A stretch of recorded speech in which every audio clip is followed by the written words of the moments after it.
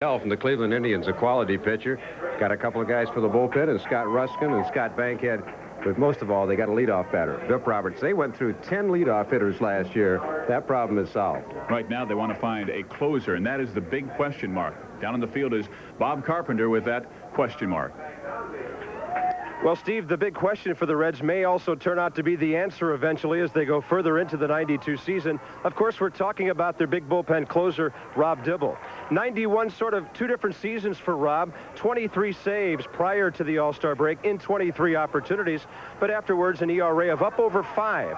And then the well-publicized struggles, a little more hittable than usual during spring training this season. And then the headlines, possible surgery looming for the right shoulder. But then the good news, the MRI showed no serious damage. And Rob, you were obviously very relieved about that part of it. But what's ahead now for you in the next couple weeks? I think going out there and working hard to rehab, strengthen my shoulder, get back to be about 100% and not rushing this thing. It's what they call chronic tendonitis, and it's really not really an injury. It's a lot of pain and a lot of inflammation in the shoulder, and I need to rehab for 2 weeks, lifting weights and stuff to get through the inflammation, and then come back at a slow pace and a nice patient pace and not rush it and re-injure it. Mid to late April, maybe? Yeah, mid-April to early May, and they've left the door open. I can come off the deal on the 12th of April, and we'll go from there. All right, Rob, thanks for joining us. And Steve and Dave, it's not like the Reds don't have people who can close out ball games. Norm Charlton, the closer for now, and if he throws strikes, Dwayne Henry, the big right-hander, can help out as well. And Bob, the closer is not a problem for the St. Louis Cardinals. Lee Smith has had a brilliant spring, but Dave, what are the other question marks for St. Louis? Well, I think Andres Galarraga, who they picked up this winter, has really had dismal numbers the last 2 years, but under new batting coach Don Baylor, he's had a very productive spring. Is that the real Galarraga? We'll find out. The other question, of course, is can Pedro Guerrero play left field? Defensively, he's kind of a question mark, but Pedro does swing a good bat. He's knocked in 37% of all men on base the last 4 years, the best in the major leagues. All right, we've got a good one coming your way. The St. Louis Cardinals going against the Cincinnati Reds. And let's take a look at those starting pitchers. For the Cardinals, they'll send that fine changeup artist Bryn Smith to the mound against Tim Belcher, that former L.A. Dodger.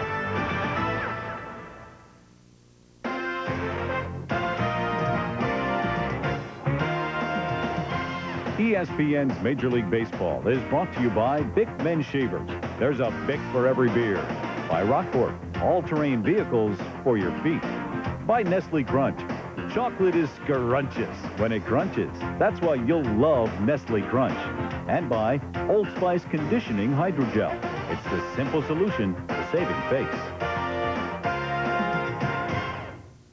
Ray Langford hits from the left side. Batting second, Ozzie Smith, the switch hitter. Hitting third is Mill Thompson. And he will be in right field. Todd Zeal, the third baseman, is in the cleanup spot. Then Andres Galarraga, who's had a strong spring, over 340 the average. Bernard Gilkey is in the sixth position. Then Tom Pagnazzi, the catcher. Tim Jones is at second base, hitting eighth. And Bryn Smith, the pitcher. And Dave, how about that defense? Well, we look at the defense of the Reds. Vip Roberts takes over. Chris Sabo had stomach cramps today, so Roberts at third, Barry Larkin at short, Bill Doran at second, Hal Morris at first. The outfield of Dave Martinez, Reggie Sanders, and Paul O'Neill. Jeff Reed gets the call behind the plate, and right-hander Tim Belcher, 2-0 this spring.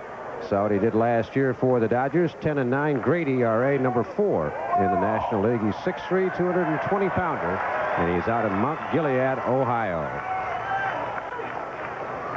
And the first man that Belcher will face is Ray Langford, who's only hitting .229 this spring, but they expect so many wonderful things for the speedy outfielder from the Cardinals. And Belcher throws him a fastball high for ball one. Would have been nice if one of these teams would have worn white uniforms tonight to tell apart. Of course, both of their primary colors are red and white. And Cincinnati, of course, going with the red tops tonight. They've got a tough week in front of them, on the road a lot, and then the Reds head from Memphis and Columbus to close it out before opening at home with the San Diego Padres. Belcher with the fastball that is in the low 90s. Slider, split finger fastball, and the curve, and he finds the inside corner for strike two. 1 ball, 2 strikes to Langford. Very consistent performer for the Dodgers. You see his numbers this spring. The walk's a little high, very uncharacteristic of Tim, but 4 out of the 5 years he's pitched in the major leagues, an ERA under 3. So he is a quality pitcher. Control used to be the problem. I mean, before going over to Los Angeles, he had that one season in the minor league organization with the Oakland A's where he had 133 walks and 163 innings. But then Peranowski, Socha, and company, and Tommy Lasorda really figured him out and made him a valuable member of that rotation. And now Cincinnati has him in that Eric Davis trade. There's Lou Piniella. I told him today, I said, you know, this may be potentially the best starting rotation in the history of the Reds franchise. Well, at least as far as you and I go back, I don't know if I get back in the era of Epper Rixey and some of the side-wheelers like Ewell Blackwell, a few people like that. But contemporary baseball, you may be right. Well, there's a ground ball. And Ozzie Smith, of all people, or rather, Barry Larkin, of all people, bobbles the baseball. And that's an error on Barry. Only 15 errors last year, and he is quickly moving to the level of the Wizard of Oz. Well, Langford just goes with an outside fastball. Larkin, who has been very smooth all spring, had a bit of a cramp yesterday in his leg, came out of the game, but this one, hey, even the best miss him now and then. Came up just a little bit, but Barry will be the first to tell you he should have handled it. I had a chance to watch him yesterday in the Detroit Tigers game, and he made 2-3 plays that only a Larkin, only an Ozzie Smith, a Sean Dunston can make. Langford had 44 steals last year, 4th in the National League, and Joe Torre, his manager, thinks he's capable of getting into the 70 range. The key will be the on-base percentage. Well, here is Ozzie. And there's a fastball high and outside. Ozzie Smith hitting .279 this spring, but last year went for .285, and really a year he was trying to prove himself to St. Louis so he could, well, would they give him the extension on that contract, that additional year? Well, a couple of great veteran performers having trouble getting extensions. Ozzie one, and Andre Dawson to the Cubs another. But the key factor, I think, is the age. Both of them well up in their 30s. And teams with the economic situation of baseball right now not really willing to commit the long-term deals to the veteran-type players. Well, Langford getting a good jump off Tim Belcher, and those Dodger pitchers do hold runners on well. Yeah, success rate against Belcher last year, 63%, pretty close to the major league average. So Tim not really quick to the plate, but not overly slow either. Well, Langford with that big edge away again from first base. He was caught stealing 20 times last year. And Ozzie going down the line left field. That has extra bases written all over it. Langford easily will make third. And Ozzie Smith into second with a double.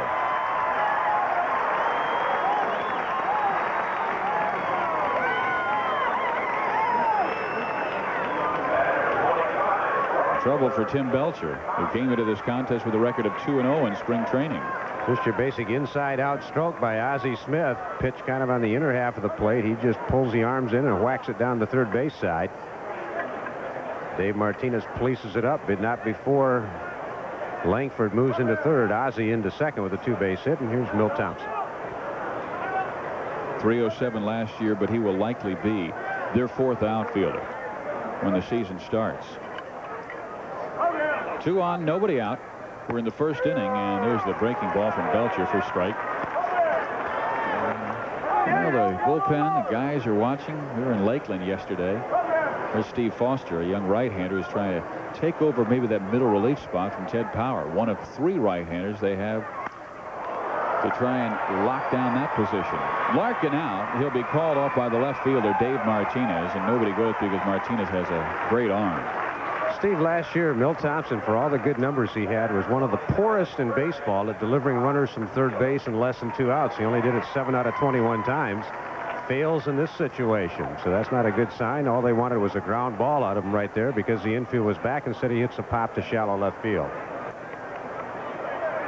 And that takes us to Todd Zeile, who is in the cleanup spot this year, and perhaps that's because of the number of home runs he hit last year to lead the ball club, 11. The lowest by a player to lead a club in the entire major leagues. Runners in second and third, 1 out now. And Zeal lifts it in the air. It should be, well, maybe not. Langford's going to tag and then bluff the move, and the throw is offline. And Ray would have scored easily. But he was not going to test the arm of Reggie Sanders. I think in that situation, you got to send the man. You got Reggie Sanders moving towards right center field. If O'Neill would have grabbed it, because Paul has reputed to have a great arm, maybe you don't send him. But in this situation, I think you got to take a shot. I mean, Ray Langford is the type of guy that can hurt catchers. Darren Dalton knows that with that violent collision they had last year. And Bucky Dent either held him or Langford didn't go when his coach was trying to send him. Dave, question. May a team hold up in spring training thinking, hey, the game doesn't count anyway. Let's make sure Langford doesn't hurt himself on a play at the plate. Well, that's a consideration, but I think anytime you play a game to avoid an injury, you're more apt to get them. I think you just play all out, whether it's spring training or the 6th game of the World Series. I mean, there are times, I mean, you're not going to run through a wall in the outfield to make a catch in spring training like you might to save a ball game. But I think in that case, a young ball player like Langford, you got to send him home. Cardinals had runners in 2nd and 3rd with nobody out now. They're still there, and 2 outs, and here's Andres Galarraga. And Belcher with the 0-1 pitch. High and inside, 1 ball, 1 strike. Joe Torre, he told Andres Galarraga, you are my first baseman. I want you there. I want you to play the entire time. That's why we're going to make Pedro Guerrero our left fielder. And Andres hitting .314 this spring after a .219, 1991. Fastball misses again, 2-1. Yeah, Steve, one thing to notice about Galarraga is his hand position where he's holding the bat quite a bit different than before. He kind of holds the bat right about there. He'll take it back a little bit. But he was not catching up to fastballs last year. Don Baylor worked with him, and he's had a very good spring this year. You see where the hand position is. He used to have the hands way back and then have a big hitch in his swing. Swings and misses. Just did catch a piece of it, apparently, because the count goes to 2 balls and 2 strikes. Just did tap it. Steve, we mentioned earlier, Galarraga, the last 5 years has seen his batting average plummet from .305 down to .216 in a gradual decline. So this is kind of a make-or-break year for him. And he's had a good spring to this point. Well, he lines it hard in the alley. Over goes Paul O'Neill. He can't get there. 2 runs will score. Sanders with the relay in, and Galarraga doing plenty to help himself as he has had a marvelous spring. Well, Belcher had got him to fish for a 2-1 slider away, but he tried to come back in on the fist, didn't get it in far enough, and Galarraga is able to split the alley in right center field. And the Cardinals, they had runners at 3rd and 2nd. Couldn't score until they get 2 outs and 2 strikes, but Galarraga kind of fights it off inside out with that shorter swing. O'Neill gives it a great effort, but not quite there. Dave, the new hitting instructor, Don Baylor, he used to keep that bat tight against his chest. And now Galarraga doing that. St. Louis with a 2-0 lead here in the 1st inning. Well, maybe Don had the same problem. He may have had a loop in his swing early on, so he would know how to correct that. Maybe if Andres gets hit about 25 times this year, we'll know it's Don Baylor's influence. Well, Baylor getting nailed about 265 times in his career, 263, something like that. 267, all of a sudden it came to mind. There you are, with no apparent bruises.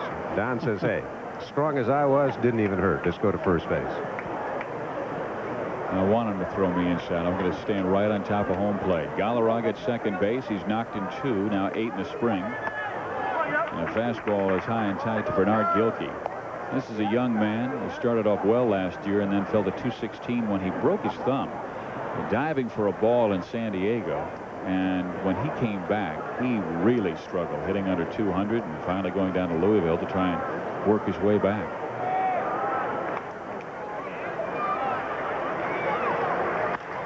And Gilkey jumps on it, but Sanders has it measured. And down goes St. Louis, but not before they played 2 runs in the top of the 1st inning. Andres Galarraga with a 2-run double. Cards up by 2. On the Cincinnati Reds, and here's the lineup that Lou Piniella will send the Cardinals' way. Viv Roberts leads things off, former San Diego Padre. He'll be followed by a former Montreal Expo, Dave Martinez. Then it's Barry Larkin in the 3 spot. Hitting 4th, Paul O'Neill. Hal Morris, the first baseman, hits 5th. Then it's Reggie Sanders, a rookie center fielder, Bill Doran hits 7th. He is struggling at the plate this year. Jeff Reed is the catcher hitting 8th, and Tim Belcher, the pitcher, bats 9th. Bryn Smith, 36-year-old right-hander, 11th Major League season. The Cardinals' leading winner last year at 12-9. He had great run support, second in the National League behind Jose Rijo. He was originally drafted by the Cardinals back in 1973, 49th round. They finally got him. Todd Zeile will play third.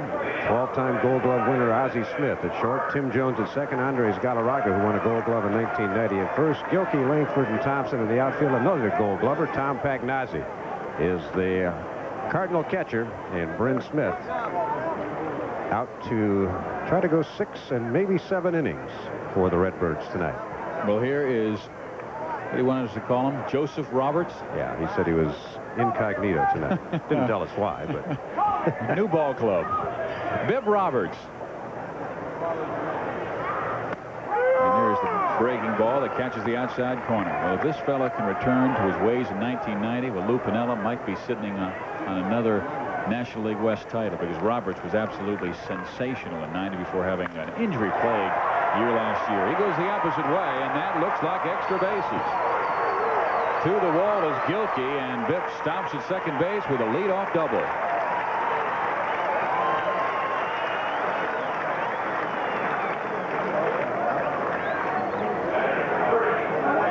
Well, Bibb Roberts is really the first legitimate leadoff man the Reds have had since Pete Rose retired as a player. Bibb, a good solid swing, picks up the ball, makes his turn. Going to be an easy double, but he keeps going hard in case Gilkey has trouble coming up with it. Bernard makes the play, gets it back in, so a lead double for Roberts here in the bottom of the first. And Lou Piniella really giving him the green light. He told us, I'd like to have at least 40, 45 stolen bases this year. Here's Dave Martinez. One of the things the Reds do a lot is steal third, but this is not a situation here. Nobody out and the left-handed batter up. That's not a situation to try and steal third base. Martinez jumps in the first pitch and drives it to straightaway center. Plenty of room for Ray Langford. Tagging up is Bibb Roberts, and he will make it easily to third base. Good base running by Roberts. He sized it up right away, and with Langford kind of drifting into left center, not getting behind the ball to make the throw, Bibb knew he could make it easily.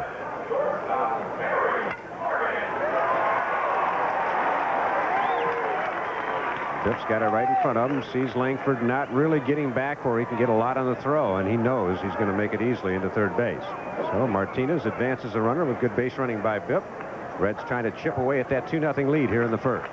So Roberts in scoring position with one down. Barry Larkin, the batter, a very tough out. You see those numbers, 20 home runs and 69 RBIs, and he missed 40 games last year. So if he is healthy for a good 155 to 162, Larkin could really impress you in that 3 spot. Bryn Smith, fastball, breaking pitch you just saw, also throws a palm ball, which is a straight changeup. Very savvy, doesn't walk very many people, always around the plate.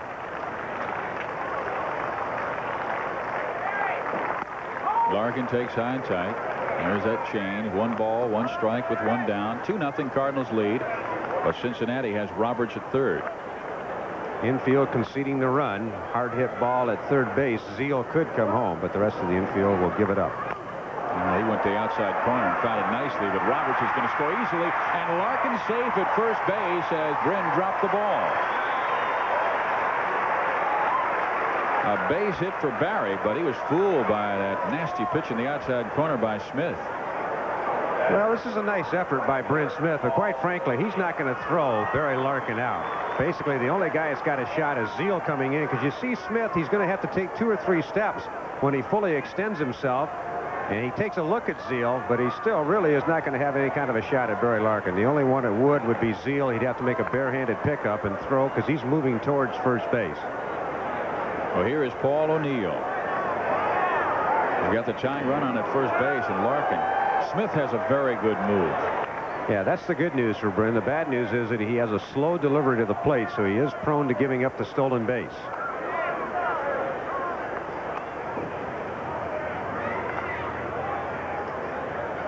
Leg kick, and Larkin not going, and O'Neill takes a strike. Paul trying to do it this year against the left-handers. Against right-handers, he has always been fabulous. And you look at the home runs, 28 last year. It seemed like he'd always hover around 15, 16. Well, he muscled it up when he took the Lou Pinilla's advice on that weight shift. The year before, the project for Piniella was Chris Sabo, and Sabo has been in the 25, 26 home run mark for 2 straight years now.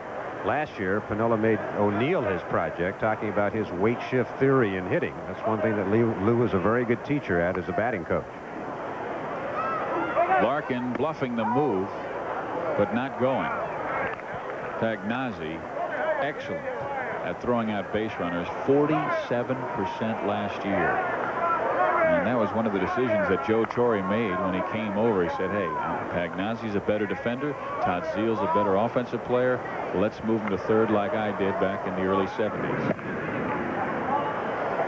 Well, I think I got a kick out of talking to Piniella before the game. Every winter, Lou says, well, Hal Morris is going to play against left-handers. Paul O'Neill's going to play against left-handers. I said, really? He says, well, as long as they hit.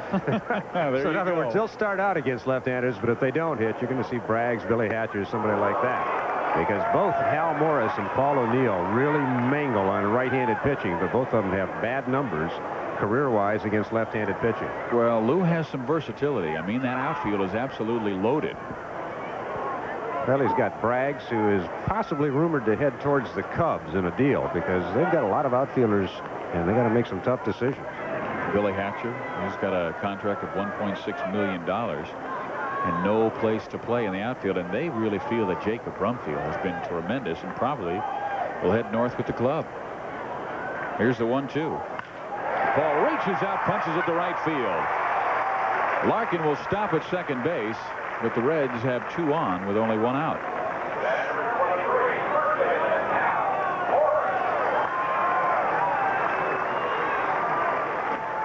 Let's see if this is the palm ball from Brent Smith. It is, but he doesn't get it quite down far enough. You can see O'Neill is fooled. He's out on the front foot, but he keeps the hands back long enough, and Brent Smith wanted to get that pitch down a little bit. So 2 on, 1 out for Hal Morris. What a year he had last year, 318. 1 at bat away, 1 base hit away from winning the National League Batting Championship, which went to Atlanta's Terry Pendleton. I mean to tell you, he was on the on-deck circle when the final out was made of the season. And Morris, what did he have, 3 hits in the game already? Yeah, he had 3 hits his first 3 times up, and then he flied out against Rich Rodriguez of the Padres. He was 3 for 4 at that point. He had to go 4 for 4 or 4 for 5, and then he was in the on-deck circle when the season ended. But that's kind of the story of the Reds year. They were second best to a lot last year, where they had walked away with everything in 1990.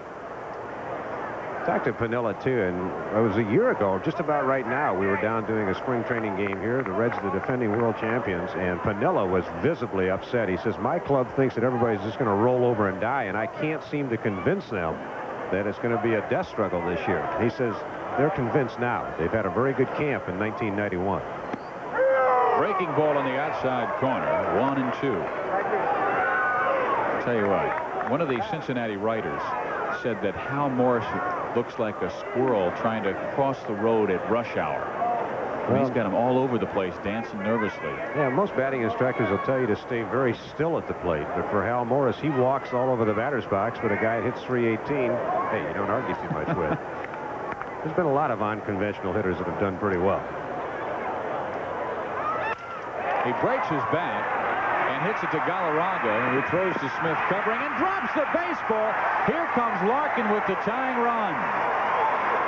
O'Neill goes to third.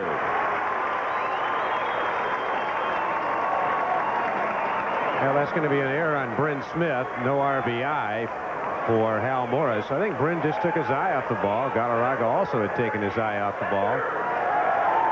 Again, it's a palm ball, and watch how Morris will be well out in front, kind of just reaching with one hand. Bryn's just not getting that palm ball down far enough. Galarraga should have handled this ball a little more cleanly, but he's handcuffed. But he does give Bryn Smith a very good throw, and Bryn just flat drops it. Can't be any better than that. He may have been looking down at the base to try to touch the base. And you got to watch that ball first. And you see him looking down at the base. And good alert base running by Barry Larkin. He smoked all the way in from second base, and we're tied at 2. Now here is Reggie Sanders, one of the most impressive rookies in the major leagues. Takes a strike. This young man out from Double-A last year at Chattanooga, where he hit 315, and they feel he has Eric Davis type potential. And Perhaps this is the fella who made Eric Davis expendable. Of course, getting Wetland and Belcher sure helped. Breaking ball hit on the ground. Ozzie gets the man at second base, and safe at first is Reggie Sanders, and Cincinnati takes a 3-2 lead. Reggie was on his way out of the batter's box when he hit that ball. He was fooled by the breaking ball, so Ozzie Smith never had a chance with Tim Jones to turn the double play. Reds, one of the things they do as well as any team in baseball is run the bases, not only with speed, but intelligently. We saw that previous play when Bryn Smith dropped the ball at first. Barry Larkin alertly came all the way around to score, and Paul O'Neill went to third, and then he was able to score when the Redbirds could not turn the double play. So very heady base running by the Reds. They do it as well as any team in baseball. We are live from Plant City, Florida, where Cincinnati, the home team, has a 3-2 advantage. Billy Dorn stepping to the plate. Man on first base with 2 gone. Doran has had a rugged spring, and Sanders going, and the throw not nearly in time as Reggie just had a huge jump, and Pagnazzi had no chance at all. 7 stolen bases this spring for Reggie Sanders. Dave Martinez, who only had 16 last year with Montreal, has 8 this spring. Big jump. We told you that Bryn Smith is not quick to the plate. Pagnazzi double clutches, and once he double clutched, he probably should have just put the ball in his back pocket. He had no chance on Reggie Sanders. Here's Billy Doran talking to before the ball game, and I was asking about all the injuries around the major league, saying, have you checked the papers? I mean, it seems like everybody's got a bad elbow, bad shoulder. And he said to me, I don't read the newspapers. And I said, why not? And he said, well, I'm trying to find my batting stroke, and I know it's not in the newspapers. He begged us tonight not to put his spring training average up on the screen. And there it is. Sorry, Billy. It wasn't me. It was one of those gremlins in the truck. But we didn't say it. I'll tell you one thing about Billy Doran. He will always give you an honest answer. He went from 300 to 219 a couple of years back with the Astros. And he said if everybody else in America did their job as poorly as I did that year, he says everybody would have been fired. He said, I really stunk. And in this day and age, it's somebody else's fault. It can't be mine. You love to hear that. Rob Dibble, well, how refreshing was he in the clubhouse? Very honestly talking about blown saves last year, about his shoulder, and about the time where he'll come back. I think Rob is really misunderstood. I mean, you and I have never had any problem talking to him, getting straight answers, and not arrogant in the least bit. Some people have him perceived that way. That's kind of his persona on the mound. I mean, it's part of the confidence and cockiness any good pitcher has, but he's really not the type of person that is perceived by the media, I think, most of the time. And I think there are a couple of things I know he's regretted that he's done in his career, like I think all of us. Everybody except you, because you're so perfect. You say that only because my mom's here tonight. What a guy. There's Rob Dibble right in the middle, sitting next to the guy who's going to close for him. To his right is Norm Charlton. And batting now for Cincinnati is Jeff Reed. Sanders with the lead from second base, and Doran from first. But Reed is not going to platoon, Lou Piniella told us, like he did last year when Joe Oliver was beaten up, a little out of shape. They want to give it to Oliver and let him do his thing. Runners in first and second with 2 outs. Broken back ground ball to Galarraga, gets the force at second base. That's it for Cincinnati. But they come up with 3 runs on 3 hits and air and 2 left. It's 3-2 Cincinnati now on those St. Louis Cardinals and Bryn Smith. I found out I was just excited about coming to a contending team, and now that we're on, we're going to win.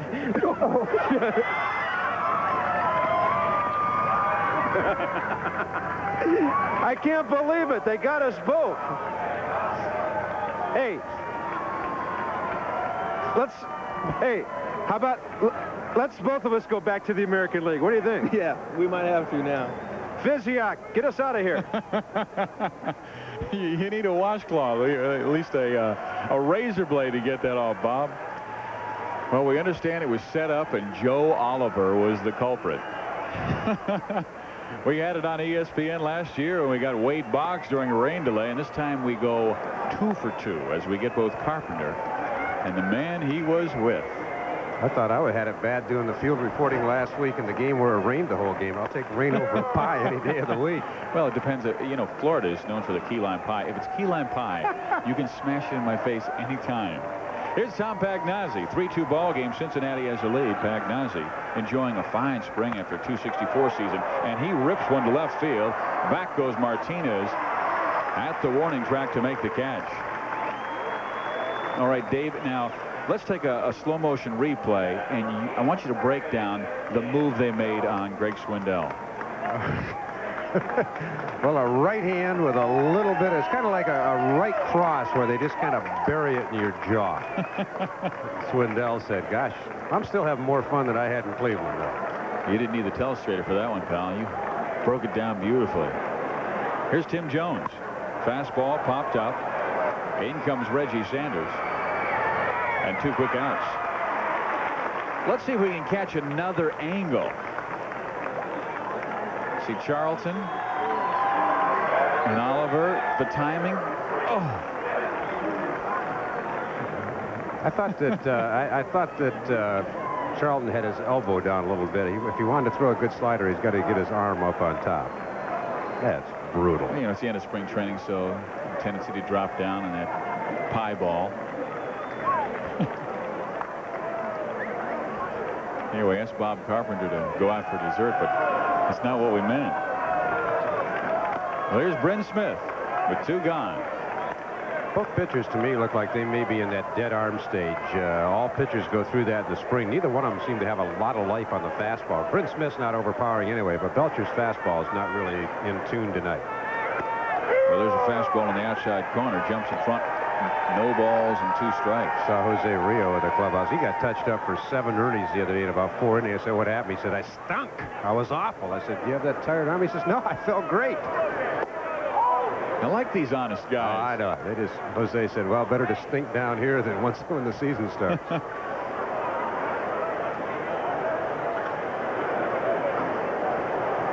Belcher with the 1-2. And Smith pops it foul. Stays at 1 ball and 2 strikes. Bryn had a pretty good year with the bat last year. Hit .254. Belcher, I was all over Browning today. I told Tom Browning I was kind of talking loud enough for you to hear, and I said, you know, Tim Belcher, I was looking at his notes. He has 1 lifetime homer, and all of a sudden out of the clubhouse I hear, shut up! Browning gave it up to him. Well, there's a ground ball. And Biff Roberts will throw out Bryn Smith. So a 1-2-3 inning for Tim Belcher after he gave up 2 runs in the first. He is smooth in the second. As we head to the bottom of the second inning of play, and the pitcher Tim Belcher will lead things off. This is the Grapefruit League, and it gives you an idea where Plant City is and how many teams are surrounding this area. And if you take a look at Plant City, it's very close to the communities of Lake Wales, and Bartow is only 10 miles south. Polk City is off to the east as well. So those are the major communities that we are near. Yeah, that's not obviously not the whole Grapefruit League, but that's just the west coast of Florida. And further south, the Rangers are down at Port Charlotte. The Pirates make it the Minnesota Twins are in Fort Myers. And, of course, there's a whole slew of teams over on the east coast. The Mets, the Dodgers, Tigers only 15 minutes away in Lakeland. The Tykes. We've got them opening day with Toronto Blue Jays and Jack Morris right here on ESPN. Well, here's Tim Belcher. There's that 1 career homer I was telling you about. Off Tom Browning. Off Tom Browning. Well, he laces this one in the alley. And it's going to go all the way to the wall. And Belcher is going to hold up at second base. Now, right now, Steve, Bryn Smith's fastball looks like a pearl floating through a bottle of Prel. I mean, it is about 80 miles an hour, and he's not locating. But Bryn Smith, nothing wrong with the arm. He's just going through a little dead arm phase, and he's not locating very well at all. He's elevating the ball, and Belcher, this is like a batting practice fastball, and you saw Bryn Smith's head just drop going, whoa, I don't have much. I better start spotting a little better. But again, veteran pitchers especially go through this in the spring. You Cardinal fans, I don't think there's anything to be alarmed about. I just think he's just doesn't have good stuff tonight, and most pitchers go through that sometime during the spring. Here's Biff Roberts. He doubled his first time up and fouls this one off to fall behind. No balls, 1 strike. Steve, I saw Scott Erickson of the Minnesota Twins was having an absolutely brilliant swing in the spring. Then he went out, pitched 5 innings, gave up 7 earnings. So it seems though every pitcher goes through that at least once during the spring. You really depend on Bryn Smith a lot. He will be their number 3 man in the rotation. And Roberts, there's that nasty curve change. Talked to Joe Torre about Joe McGrain and Frank DiPino, a couple of left-handers they're counting very heavily on. Both of them elbow surgeries last year. Joe seems to think that McGrain might be ready in, what do you say, 3 to 4 weeks after the season begins. He's not quite as optimistic about DiPino. It may be mid-season before he gets Frank back. He also needs Scott Terry pretty soon. There's that breaking ball again. Ground ball will send Belcher to third base, but they throw out Biff Roberts. And let's now go down in the field and talk to a clean-shaven Bob Carpenter. All right, Steve, thanks a lot. Now, I don't have to ask you what kind of ball club you've come over to. We know all about it now. Greg, what about the staff here, though? You don't have to carry the entire load anymore. You've got Browning, Reho, and Belcher. It's not all on your shoulders this time. No, that's the good thing. You know, I go out every 5 days, and in the course of a season, you're going to go through a slump or two. And now that I'm over here with the 3 other guys, they'll be able to pick me up. And, you know, maybe when they go to a slump, I'll be able to pick them up at times. What about coming over to the National League? Everybody talks about the different approach to pitching, going more after the hitters with fastballs here. Yeah, you know, that's the type of pitcher I am. I'm a fastball pitcher, and I go right at hitters. So hopefully it'll be in my favor. And you know, that's the hardest thing for me will be is learning the hitters the first time through. And hopefully I can have some success, and it'll carry over in the second half. And fortunately, you don't have to spend too much time down in the bullpen with these guys. That's right. Now I got a Gatorade bucket. We're looking over our shoulders back upstairs. Thank you, Bob. Dave Martinez steps in, but Swindell, part of a rotation that could be Greg, Rio, Browning, Belcher, and Chris Hammond has had a fine spring as well. He'll be the 5 guy. Yeah, the first 4 you mentioned, Steve, between the 4 of them, they average 221 innings apiece. Now, that's workman-like numbers in this day and age in baseball. If they could get 175, 180 innings out of Hammond, that bullpen's going to be well rested going down the stretch. It's popped up. In quickly. Ray Langford and Belcher not going anywhere at third base. The 2 gone. Take me out to the ball game times 3 as ESPN presents an opening day triple-header Monday, April 6th. It's Jack Morris going against his old team, the Detroit Tigers and Cecil Fielder. Then Will Clark and Darryl Strawberry, the Giants and Dodgers, 4 o'clock on Monday. Bobby Bonilla, the new New York Met, against Ozzie Smith, the Mets and the Cardinals. A great National League East rivalry. All 3 games right here on ESPN. Hojo still gets no respect. Can't even make our promo. Howard leads the league in home runs and RBIs last year.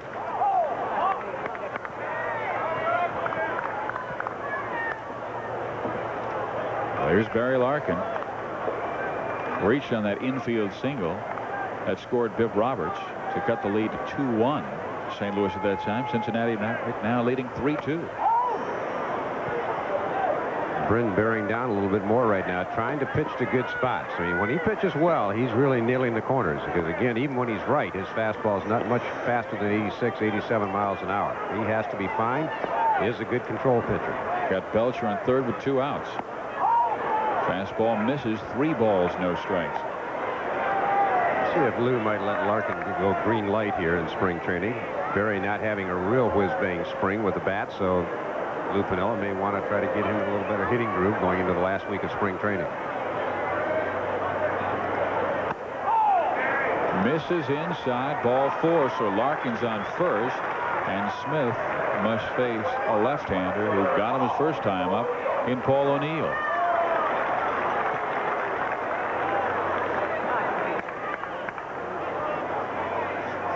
Runners in the corners. Cincinnati already out to a 3-2 lead here in the bottom of the second inning. Steve Physioc along with Dave Campbell, the soup man. That's what everybody calls the pal. Better than a few nicknames I hear in clubhouses these days. Where do the old nicknames go?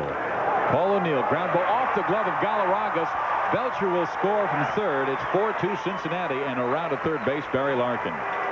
Well, even for a Gold Glover like Andres Galarraga, you got to know where your second baseman is playing. That would have been a real easy play for Tim Jones. He was playing O'Neill to Paul, and Galarraga tries to make an excellent play out of what would have been a routine play for Tim Jones. You can see how Jones is going to get over and get this ball easily, but by Galarraga tipping it, all of a sudden, boom. Jones now has to put on the brakes, try to go back the other way, and can't do it. They always teach you at first and third to try to get everything you can, but there are exceptions. And a first baseman, a veteran like Galarraga, should have known where his second baseman was playing. And in that case, let Jones have the ball. And that's twice. That's Bryn Smith has fooled Paul O'Neill, and still he's been able to punch it into right field and get a base hit, this time an RBI. Here's Hal Morris, reached on an error on the pitcher Smith his first time.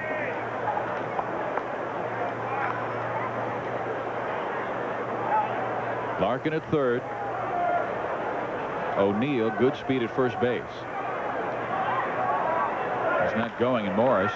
Ground ball to Jones. Galarraga will go over to cover, and they get Morris. Well, down goes Cincinnati, but they come up with one more run, and they now have a 4-2 lead on Bryn Smith and St. Louis. Let's take a look at a few more scores around the Grapefruit League today. John Smoltz for Atlanta. That pitching staff for the Braves really looking strong as Houston beats Atlanta, but Smoltz, strong performance in the spring. Boston took Philadelphia. Joe Hesketh could really help them from the left side for the Red Sox as he goes 6 2/3 of shutout baseball in Montreal over New York 3-2. Johnson pitching well. That changeup, I saw him last year, did one of his games, and Jeff Johnson is going to be a fine starting pitcher for the New York Yankees. You can watch it coming up on SportsCenter following our ball game on Baseball Tonight.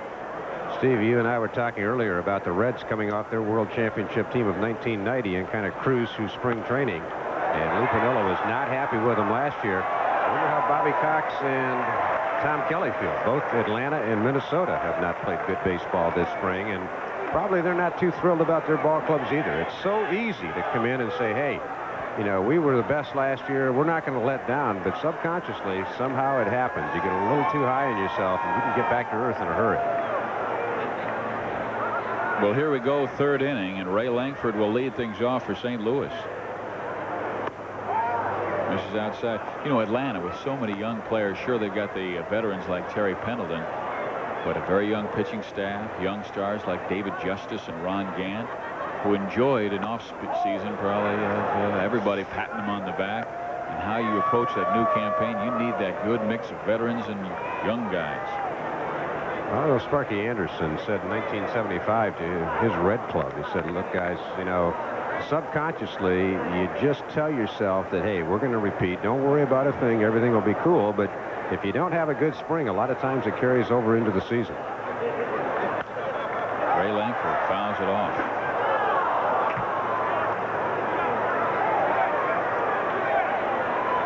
Count 2 balls and 2 strikes. Cincinnati with a 4-2 lead. We start the third inning of play. Cardinals, Reds from Plant City, Florida. Belcher has it full 3-2. The big dog, Tony Perez, I think that gentleman should be in the Hall of Fame. Well, they certainly got the legitimate numbers. Over 1,600 RBIs in the career. A member of the great Reds World Championship clubs in the mid-70s. Belcher with his first walk of the game. Let's go down to the field with Bob Carpenter. All right, Steve, thanks. And with me is the Reds catcher, Joe Oliver. Joe, in handling a staff, looking ahead to the season with the guys we just talked about with Greg Swindell, is this the best staff you've seen since you put this uniform on? Oh, by far. We've added 2 quality starters, going to give us a lot of innings and a lot of experience also. So that's going to take a lot of pressure off myself. Any differences in calling a game involving any of these 4 guys, your top 4? Or are they all pretty much the same? You put them in overdrive and let them go? Well, really, the only difference is Browning and Hammond. You know, they're pretty much finesse pitchers, and you can let the other 3 go. They just go out there and let the ball go and hit their spots, and they're going to give you a lot of innings. You've lost 20 pounds since last season. You're looking slimmer than ever. I just wanted to go out and get my arm in shape, and while I was doing that, I decided to drop some weight and get myself in the best shape I could. And how's it affected your spring? I've had a good one so far. I'm real happy with it, and I think I've done what I want to do when I came to spring training. All right, that's Joe Oliver. And guys, this year in those 2 deals, the Reds added a pitcher, Swindell, who's averaged 220 innings a year, and Belcher almost 200. A lot of innings. And Oliver will be catching them a lot. I mean, he has had a marvelous spring, hitting over 370. And Lou Piniella saying you should see him throw after he had that arthroscopic surgery in October for that rotator cuff. Yeah, Joe Oliver, I think, you know, especially in this day and age, Steve, with the money they're throwing around Major League Baseball, I think Oliver said, whoa, you know, I'm not in real good graces with my manager, Lou Piniella, right now. Lou thought he was overweight last year, thought it affected his whole game. He had the shoulder problems most of the year. And again, a guy came off a pretty good World Series in 1990. Maybe he let it go to his head a little bit, but he got serious this winter.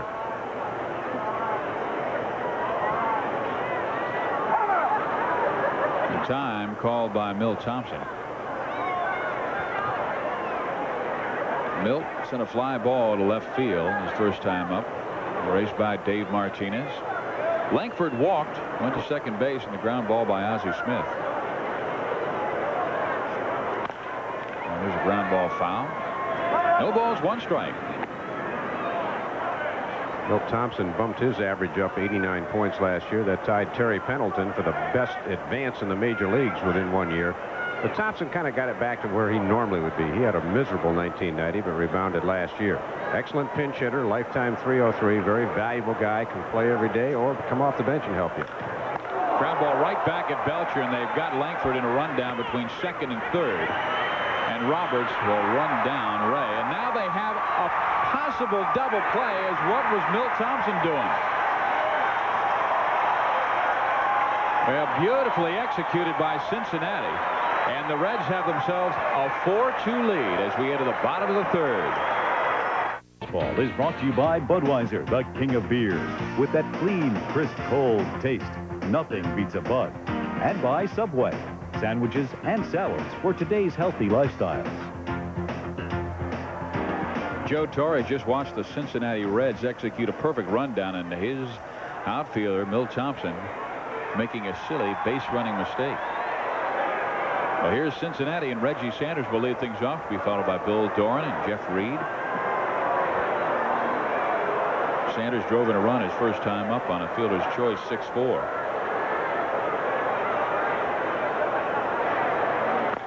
Here's that palm ball by Bryn Smith, and a ground ball, and Zeal with a gun just does get Reggie Sanders.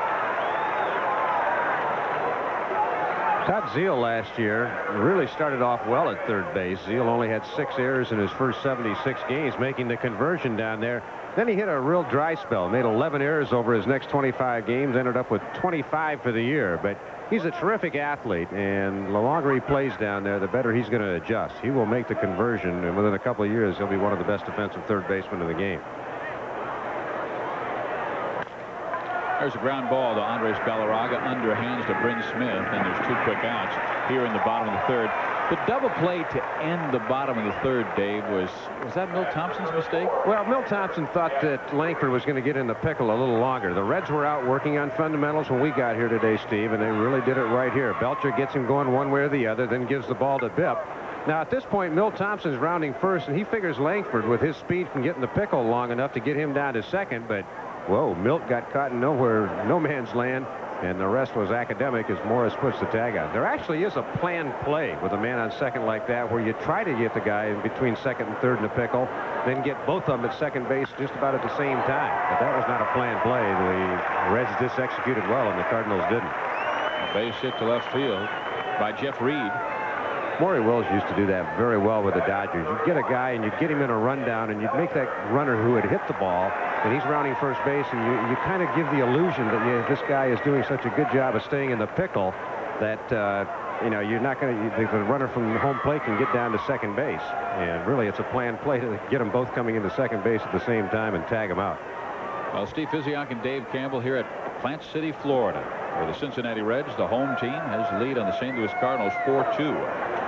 Reds with a pair of runs in the first and in the second, and here they have 2 outs and nobody on in the third inning. St. Louis jumped off to the early lead with a pair of runs in the first on an RBI double by Andres Galarraga. Tim Belcher, the batter, who doubled his first time up, ripping one to the wall. Bryn's starting to hit spots a little better right now. He's not going to throw any more fat ones down the middle of Belcher if he can help it. Breaking ball. You know, when I look at Bryn Smith, he reminds me a little Rick Russell. He doesn't come to home plate as quickly as Rick does, but he fields his position well. He's a good hunt hitter. He advances runners, has a good move to first base, and does not have overpowering It's tough and has to find the right spots. Well, there are a lot of pitchers in Major League Baseball who can really help themselves. I think about some of the great ones like Tom Seaver, Steve Carlton. They can do a lot of things. Field, run the bases, hit, lay down sacrifice bunts. All those things help. Bob Gibson was a guy who could do all those kind of things. Even though he had that unorthodox motion, he still was like a cat on the mound. But, you know, over the course of the years, you're going to win some games if you can help yourself. What is this? Belcher going 2 for 2? Oh, you bet. Ozzie with the throw. With Belcher rolling down the line. Maybe one of the things where Ozzie has slipped a little bit, he knows that he's just not going to get very many guys from the hole anymore with his throwing arm. Now, at one time, he would have known that he could have gotten Belcher at first base, but he knows his throwing arm is not as strong as it was early in his career, so he tries to go the short way to get Jeff Reed. Might have been safe, even had the throw been on target.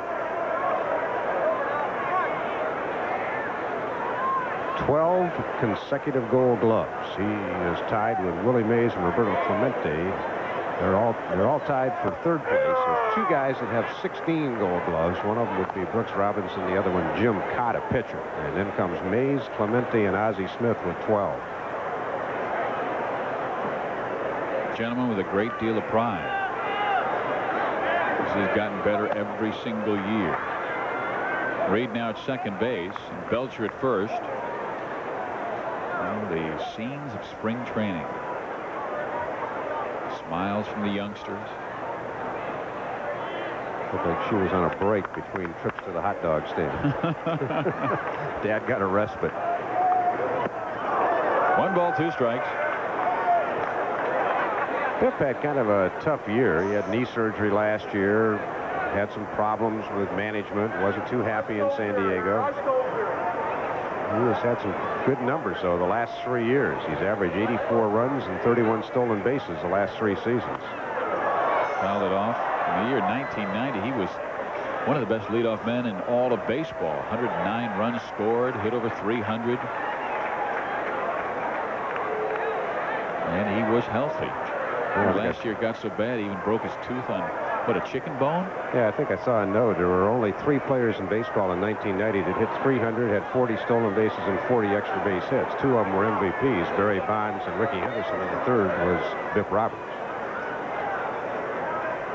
Runners now, first and second, with the count 2 balls, 2 strikes to Bip Roberts. Well, you see his leadoff on-base percentage. It was darn near 40% the year before. And the leadoff batters last year for Cincinnati, .323, and that is not good. Roberts going the opposite way. That's a base hit. Making the turn is Jeff Reed. He's coming home. Play at the plate. Pagnozzi has it skip over his head, and Cincinnati takes a 5-2 lead. Well, the St. Louis Cardinals last year led the National League in defense. They also tied a Major League record, going 15 consecutive games without an error, a record set by the 1975 Reds. But quite frankly, their defense has been very shoddy tonight. They had that error by the pitcher Bryn Smith, a fine fielding pitcher in the first inning. Ozzie Smith struggled with one earlier in this inning. Pagnozzi just got handcuffed by this one. Probably won't be an error on that. Yeah, there will, because 2 runners moved up. So he'll be charged to guilty, although Pagnozzi, I think, maybe took his eye off the ball just for a second to glance at the runner. Belcher at third now. Roberts at second with 2 outs. Martinez, the batter, is flied out twice to center field. That'll be a single and RBI for Bip Roberts, and the 2 runners move up on the error that got past Pagnozzi, because both of them had held up. Belcher at second, and of course Bip Roberts at first. Stays high, 2 balls, no strikes. Bryn's got the luxury of an open base, but not when you look what's behind. And Barry Larkin. Larkin's hit 300 3 years in a row, so Smith may take his chances with Martinez, but won't give in to him here behind 2 balls, no strike. We'll see if maybe he goes palm ball here.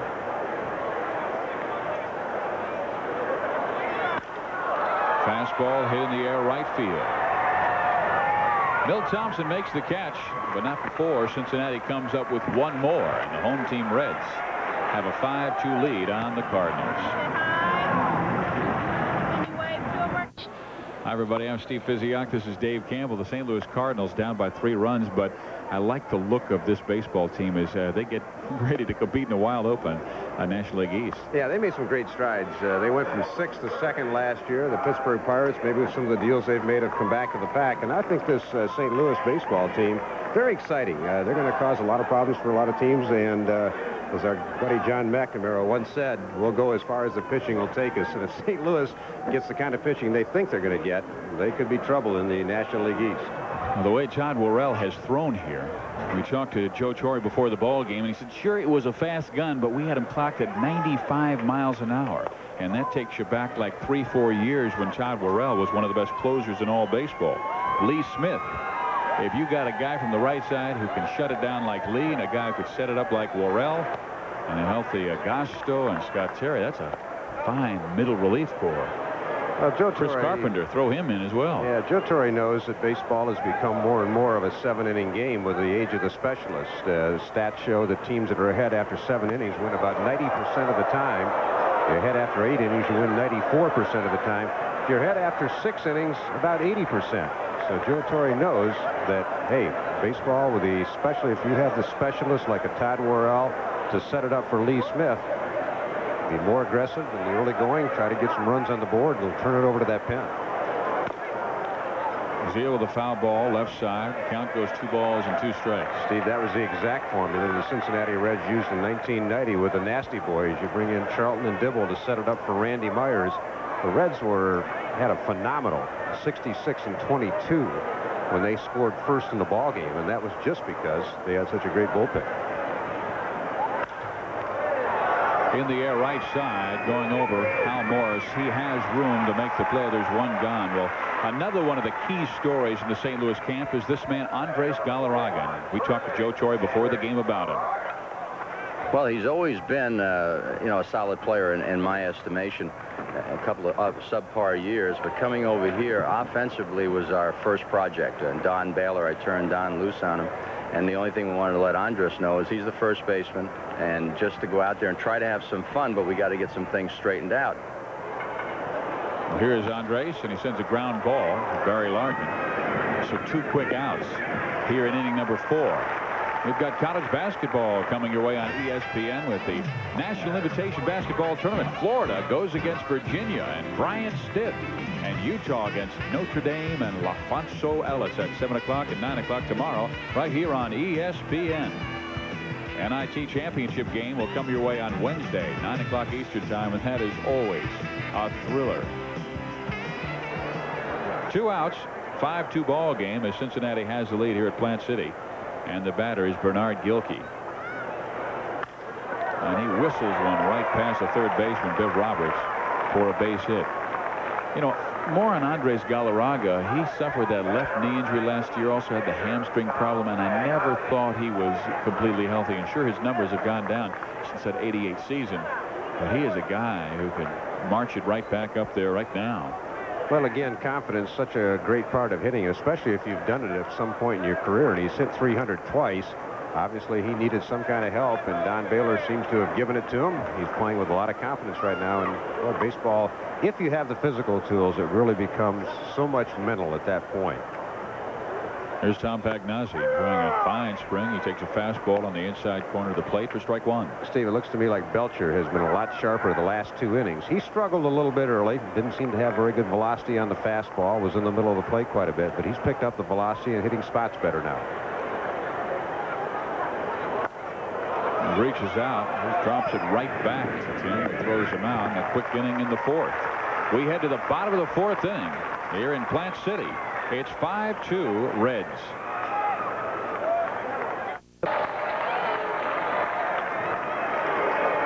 Reds over the Cardinals 5-2 after 3.5 innings of play. And baseball tradition over in Tampa has been great. The young man second from the right on the front row, 1931, the Coca-Cola City champs Andrew Espolito. And 61 years later, Mr. Espolito is here with us in the stands in Plant City.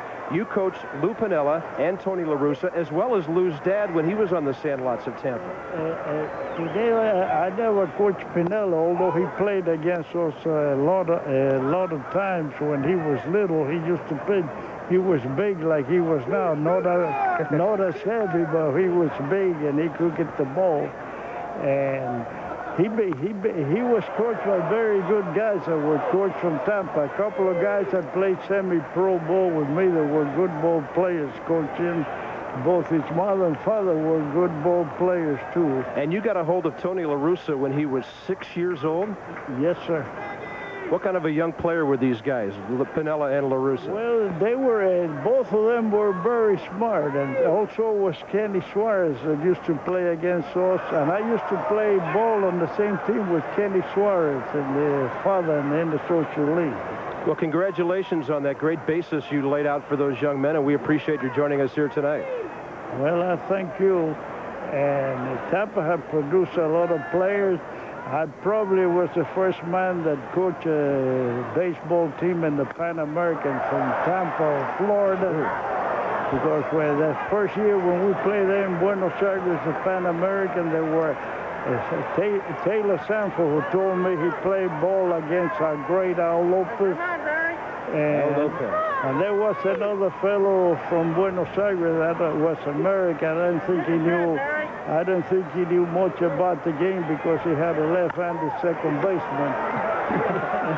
Well, Mr. Espolito, we appreciate you joining us. And, you know, guys, the city of Tampa has had great baseball tradition. Names like Dwight Gooden come to mind, Gary Sheffield, Dave Magadan of the Mets, and a young outfielder with Houston Astros trying to break in, Luis Gonzalez as well. Well, those guys really must have been great coaches, because the fellas they talked about producing, Tony La Russa and Lou Piniella, two of the smartest managers in the game. Here's Todd Zeile on the last play, but Barry Larkin, who has a pair of infield hits tonight with that terrific speed. Well, the tie goes to the runner, and it was pretty close to a tie. Some of the Reds teammates of Barry are probably going to accuse him of killing worms around home plate. He's beaten 2 down into the dirt down the third baseline. He's 2 for 2 at the walk tonight. Hey, that's how you hit 300. Not too shabby. Paul O'Neill, Jody Reed, Fred McGriff. Hey, here's a fellow who's been fooled twice by Smith, and he's got nice numbers, so I'm sure he wasn't complaining to Barry. Out in front, hitting with one hand.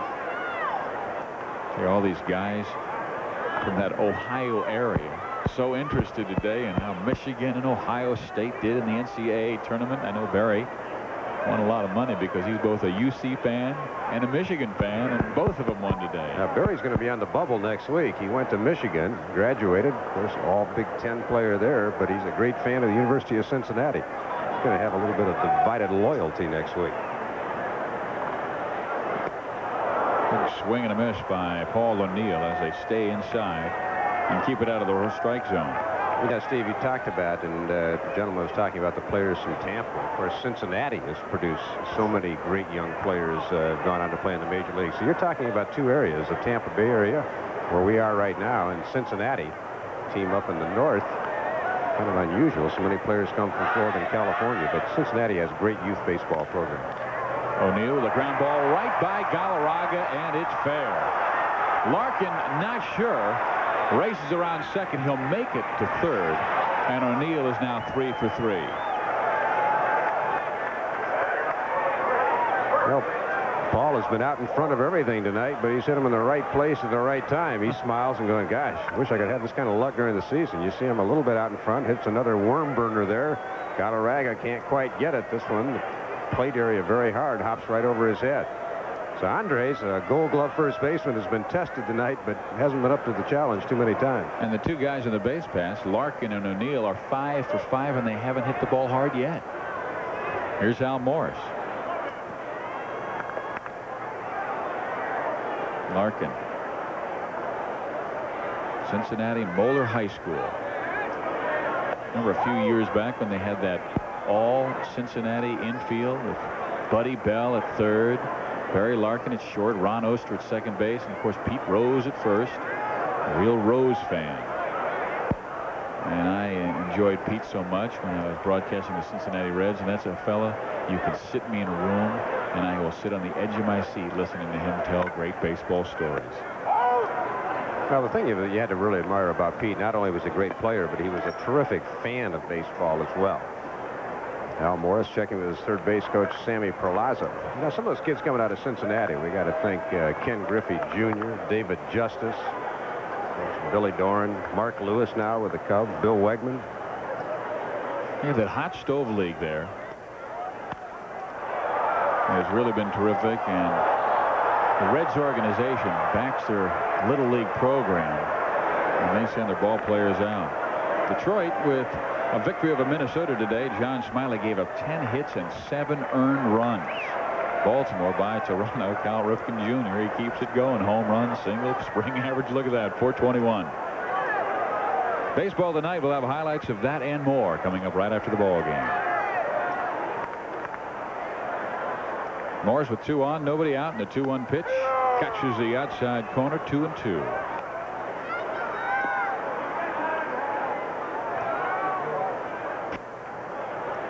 A couple of Wolverines there, and a fellow from Columbus, Ohio, Paul O'Neill. Now Morris played with Jim Abbott, Barry Larkin on that Michigan baseball team with Chris Sabo. Oh, talk about some superstars.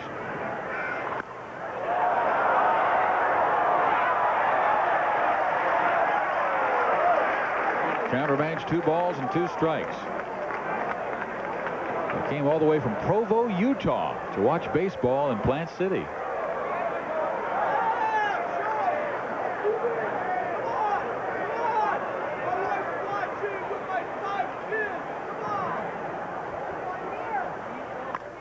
Morris fouls it off his ankle. I'm not sure if you can hear the fella down below us after Morris just fouled it off back to the screen. He goes, hey, he's yelling out at Morris, hey, I came here with my 5 kids. How about one our way? Well, you got a better chance in spring training. Only about 7,000 fans here. And you're in a stadium full of 55,000 or so. Al Morris, probably, if he stays in the game, will come up with one of those mini shin guards next time up. Bryn Smith throws one down and in. Morris tries to fight it off and bangs it right down off that front foot. Ooh, not the front foot, front shin. That hurts even worse. Maybe that's why he has those nervous feet in the batter's box. Had a chance to visit with Jack Buck in between innings, who does the St. Louis Cardinals games on radio, and he's saying just what you said, that Bryn Smith not showing the zip on the fastball that he had shown earlier in spring training. Foul back. Yeah, I mean, to be completely honest, I mean, Bryn Smith is never going to dazzle anybody with the gas, but he is a finesser, but he's got to have a little more zip on the fastball, and normally he will, but tonight, the old dead arm period, he's got to make very good pitches to get people out. And even when he's made pretty good pitches, down and in, these guys are fighting him off and bouncing him over Galarraga's head and hitting worm burners down the third baseline for infield hits. Well, here's the 2-2 pitch to Morris, and he rips it hard to right field, over quickly, but will have to play it on a hop. Is Milt Thompson, and coming in to score, Barry Larkin, and the Reds are up by 4. Well, no damage done in that throw in from right field by Milt Thompson, but just kind of symbolic of how sloppy the Cardinals are playing tonight. That ball rolling off of the infield. This is a team that plays great defense. Morris gets the arms in, rips it hard to right field. Again, you know, Thompson's throw is just going to come in, not hit anybody. It's just going to roll aimlessly through the infield. Tim Jones gets a short hop, and that just kind of looks sloppy, and that's the way the Cardinals have played all evening. They have not played sound fundamental baseball. Well, here comes the center fielder, Reggie Sanders, with the score 6-2. Sanders has runners on first and second base, still nobody out. Sanders, when this year began, Double-A last year, they thought no room for him with Martinez, Roberts, O'Neill, Braggs, Hatcher, and Brumfield, and then outfield. You see Chris Carpenter warming up, right-hander, down in the St. Louis bullpen. Reggie looks like he might be the everyday guy in center field, particularly if Bill Doran continues to struggle at the plate, and they maybe start Bip Roberts on opening day at second base. Well, Lou's got a lot of options. He's talking about perhaps Roberts at second. If that happens, then he'll open with Dave Martinez in left, Reggie Sanders in center. But, of course, Reggie, we'll have to wait and see how he does against the right-handed pitching. Lou, going through some signs, may have a sacrifice bunt on for Sanders here. Sometimes managers just want to find out who can do what in spring training. Maybe Reggie wasn't asked to sacrifice very much in Double-A ball last year. Lou may just want to find out if he can, or he may put a hit and run out. Inside corner. And that Cincinnati Reds outfield is really crowded.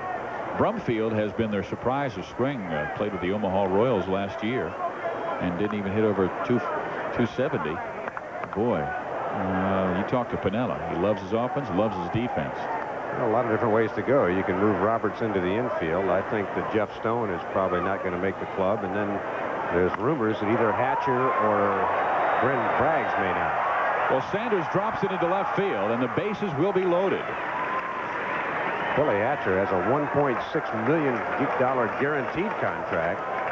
Glenn Braggs has been rumored he may be on his way to the Cubs. Gilkey started to come, starts again, and is going to trap the baseball. Good call by the third base umpire, Brian Gorman, who's the son of a former Major League umpire, National Leaguer Tom Gorman. Tony Perez, a big dog, talking things over with Reggie Sanders. The bases are loaded now, nobody out. Galarraga joining that conversation is Bryn Smith, trying to get out of the fourth inning here. He's down 6-2 as Joel Coleman came out for the visit. And now looks down Chris Carpenter's way. Well, a couple of reasons for the visit. He wants to make sure Carpenter gets loose. Probably wanted to ask Bryn if he's okay, and Bryn probably said, yeah, don't have much on the ball tonight, but I got to fight through this. The infield comes in for Smith, looking for the double play. Plenty of speed in the base path. O'Neill at third, Morris at second base, and Reggie Sanders at first. Jordan takes it outside. 1 ball, no strikes. Here's that infield. They just need outs right now.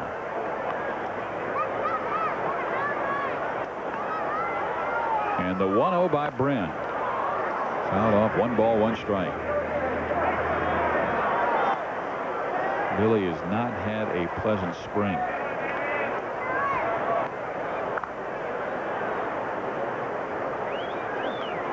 Walked his first time up, grounded out his last. Darnell Coles may make the club, and he's only hitting 150. You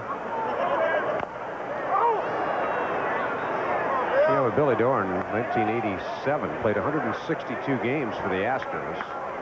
Since then, shoulder, back, knee. Played 111 games last year, but was on the DL. He had back surgery at the end of the 1990 season after coming over from the Astros. So he's really had the physical problems the last 3 years. Fouled off left field side, out of play. It'll stay 1 ball and 2 strikes. Crowd about 7,000 on hand. A few have drifted back to get themselves some grub, popcorn, dogs. Jam-packed crowd at Plant City. They had early sellouts for the 2 night games the Reds hosted here at Plant City Stadium.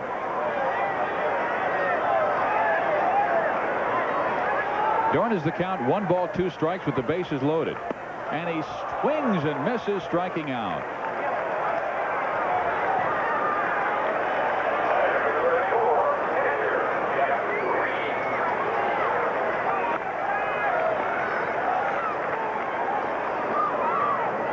Bryn finally got that palm ball down. You could see Dorn out in front, but the bottom fell out of that one. Billy Dorn couldn't wait long enough. And that's what Bryn Smith was trying to do earlier with Morris and O'Neill, but was getting the ball about thigh high, and they were out on the front foot, but still able to hit it to right field. He got that one in a great spot.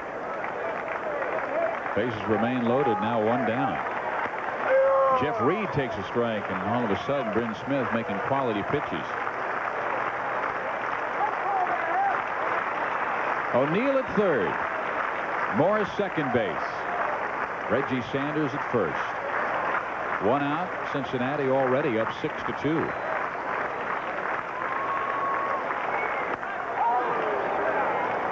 One ball, 1 strike. Last year, Reed, part of that left-right combination. Joe Oliver. Reed going against the right-handers. They want Oliver to go against both of them this year, as he has had a brilliant spring both offensively and defensively. And Reed wraps it hard to right field. That's a base hit. In comes one. And right behind him, Hal Morris, and Cincinnati blowing it open here in the bottom of the 4th inning, up by a half dozen.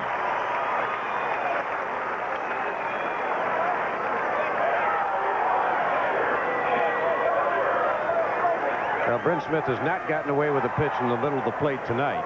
And again, when you're not overpowering, that's what's going to happen. This one right down the middle. You can see Reed gets the full extension with the arms. Rips it into right center, 2 score, and the Reds move on top by 6. You can throw in the middle of the plate if you throw it about 96. But if you throw an 86 or lower, that's like glorified batting practice. The infield remains a double play depth. Belcher at the plate. And 1 down, and runners at the corners. Belcher, though, is a perfect 2 for 2. Doubled his first time up, and you see the single his last time. He's an outfielder and a pitcher in college. Ooh, good pitch by Smith there. No balls, 2 strikes. Probably looking at Brent Smith's final inning of work. Joe Torre hoped to stretch him out to 7 tonight, but he's thrown in a tremendous amount of pitches here in 4 1/3 innings. So Joe will try to get him through this inning, probably come out with Chris Carpenter in the 6th. Runners in the corners with 1 out. Breaking ball outside corner, and down goes Tim Belcher.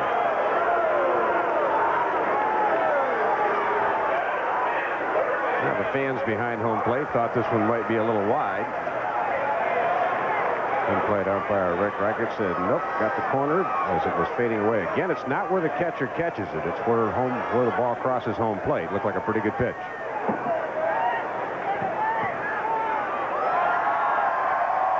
And we head back to the top of the order, and the 8th man to hit in this inning, Bip Roberts. Roberts with a ground ball past Bryn Smith, but scooped by Tim Jones. 3 runs for Cincinnati, and they have opened up an 8-2 lead on the St. Louis Cardinals. Payne with St. Louis, and you see his numbers last year at Richmond with the Atlanta organization. Checks a swing and fouls it off. I'm sure for Woodson, he's glad that was a foul ball. You take the bus ride over from St. Pete, about an hour and a half. You sit on the bench, you get 1 shot to come in and pinch hit, and then have a check swing. You kind of shake your head and say it's not worth it. But he's still got 2 hacks left.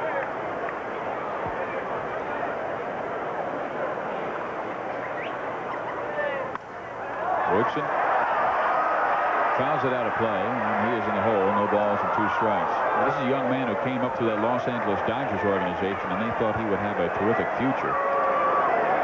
But Tracy struggled after that year with Albuquerque, 319-17 home runs. And you take a look at those numbers, you also have to add in the fact that it's a Pacific Coast League where they're sometimes inflated. And he wasn't sure if he could fit in with the Dodgers. Well, he jumps on this one and sends it deep to left field. Back to the wall, Dave Martinez. It's gone. The 3rd home run for Tracy Woodson this spring.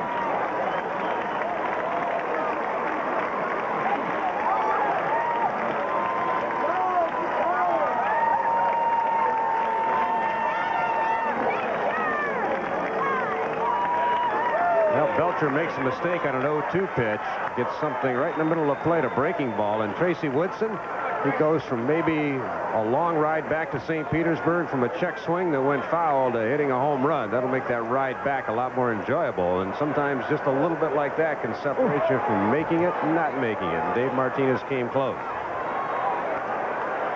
Maybe the baseball gods are looking kindly on Tracy Woodson this spring. That's good to see. Here's Ray Langford, and he fouls it off. Todd Seal has his competitor at third base, and wishing the guy will be backing him up. Plus, the fences are coming in at Busch Stadium this year. Todd Zeile, you mentioned, Steve, led with 11 home runs last year, coming in 12 feet in center, 8 in left and right center.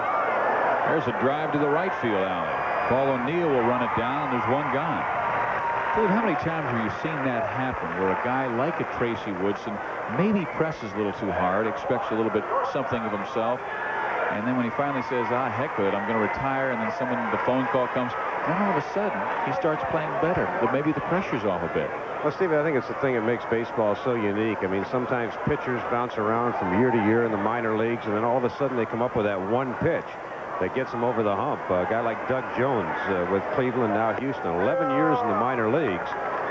Nobody ever wanted the guy. He had to beg for a job every spring, and all of a sudden the guy comes in and 3 or 4 years in a row has 35 to 40 saves. But he just came up with a great changeup, developed it over the years, and part of what makes the game of baseball so great, stories like that. Cardinals remember the struggles of Bruce Sutter in his days, first with the Chicago Cubs and later with the St. Louis Cardinals. And when he found that split-finger fastball, became the most dominant reliever in baseball. And Ozzie Smith sneaks one into left field. Wizard with a pair of base hits, both the opposite way.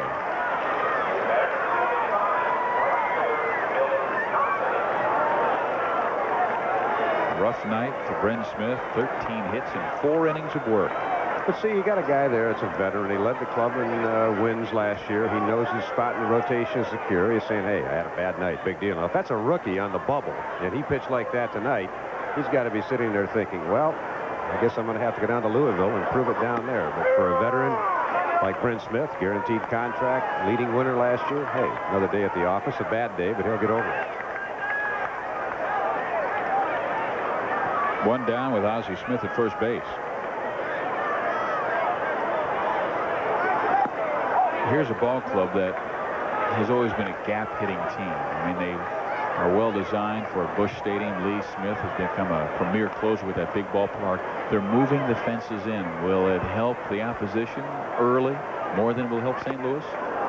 Well, I don't know. I know one of the things when they made that decision last year, they were trying to entice Wally Joyner to come to St. Louis, try to make it more of a hitter's park. Wally ended up in Kansas City, but I don't know.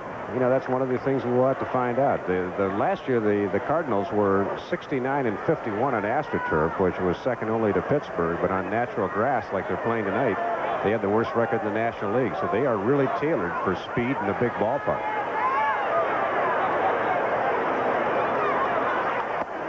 Thompson went around, and Tim Belcher coming back with a big strikeout here.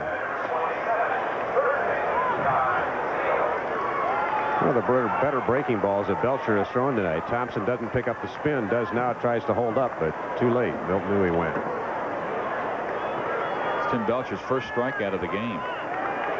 Now, this is not an inter-squad game, folks, despite the fact both teams have red shirts on. Fastball dropped to the center field for a base hit. Ozzie turns second, holds there, and runners on first and second. Coming up later tonight at midnight Eastern, 9 o'clock Pacific time, it's Davis Cup tennis as the explosive U.S. team takes on Czechoslovakia. Andre Agassi and Karl Novacek deciding match. The winner moves on to the semifinals to play Sweden. That's coming your way on ESPN.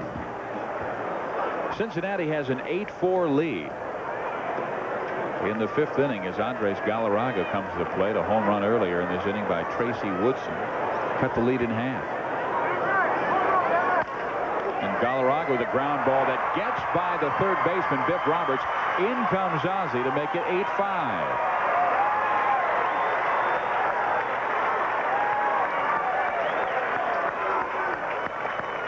Andres Galarraga. Couple of hits tonight, 3 RBIs. The big cat continues to have a good spring with the bat.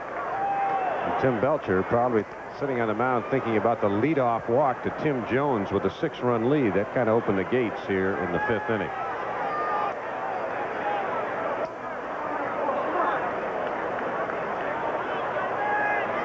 And here is Bernard Gilkey. 1 for 2. Pedro Guerrero did not make the trip tonight.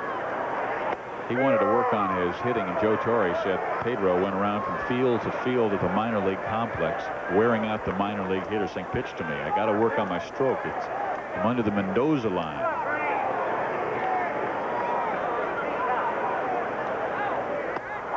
Gilkey takes it high. 1 ball, 1 strike. Runners in first and second with the tying run now at the plate. And strong bat of Bernard Gilkey, who has home run potential. Misses outside with the fastball and low.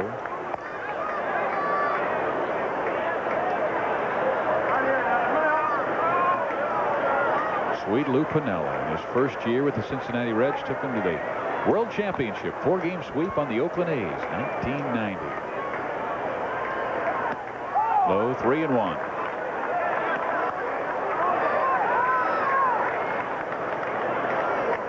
Oh, what a difference a year makes. You were talking about Lou Piniella.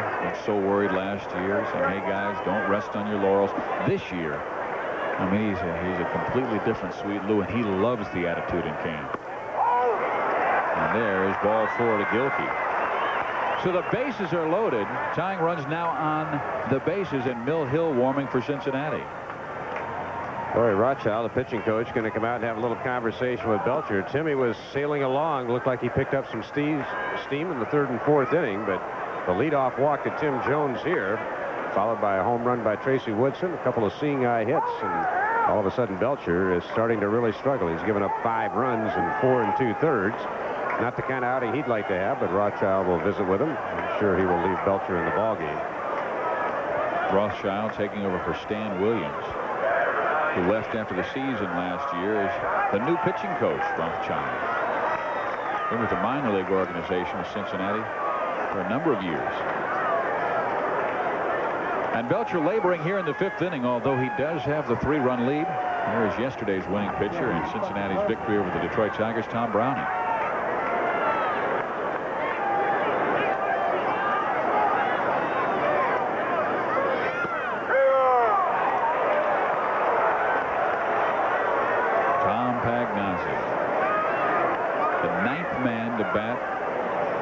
In this inning.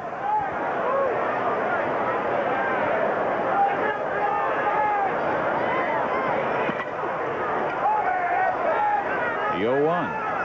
High, 1 ball, 1 strike. Reds 14-9 coming into this game in spring baseball. St. Louis 10-11. And they have the bases loaded with 2 outs. I think Rothschild told Belcher not to hold anything back. This will probably be his last inning. He overthrew that fastball. Well, Sanders has it measured. Makes the catch, and down goes St. Louis. They leave the bases loaded, but they score 3 to pull within 3. Wins in the first month and a half.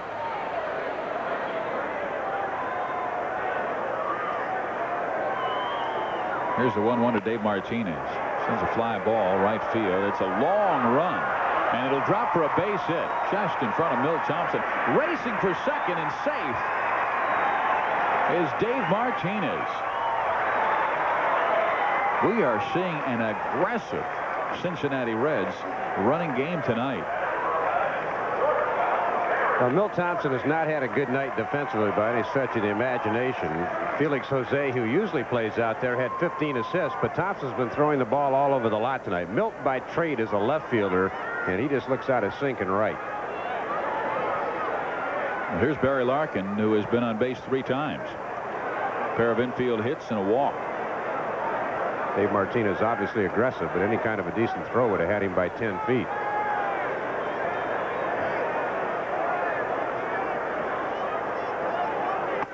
First pitch to Barry Larkin, misses. 2 ball. 1 ball, no strikes.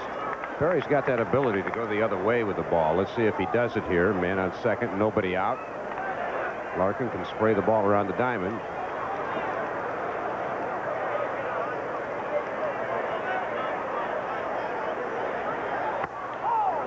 Stays high. 2 balls and no strikes.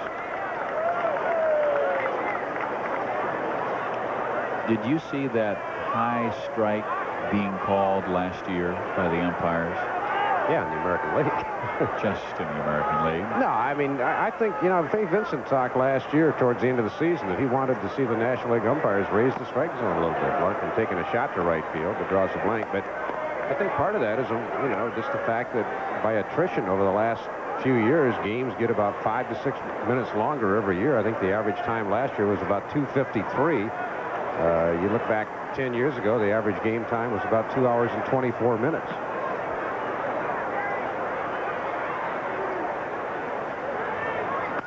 Bigger strike zone. You'll see more guys swinging at the pitch, putting the ball in play. It was only huge when I hit. The strike zone was huge. And they pushed the fences back. Yeah, you bet. Higher.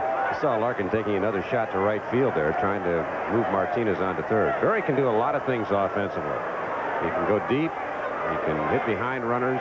Good hit and run man.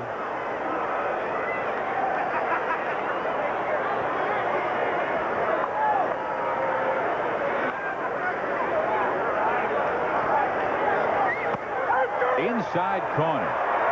Barry Larkin will argue.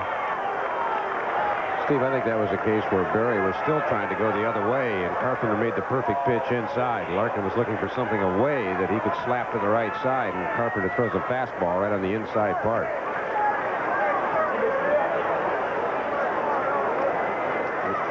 You got to be kidding, Rump.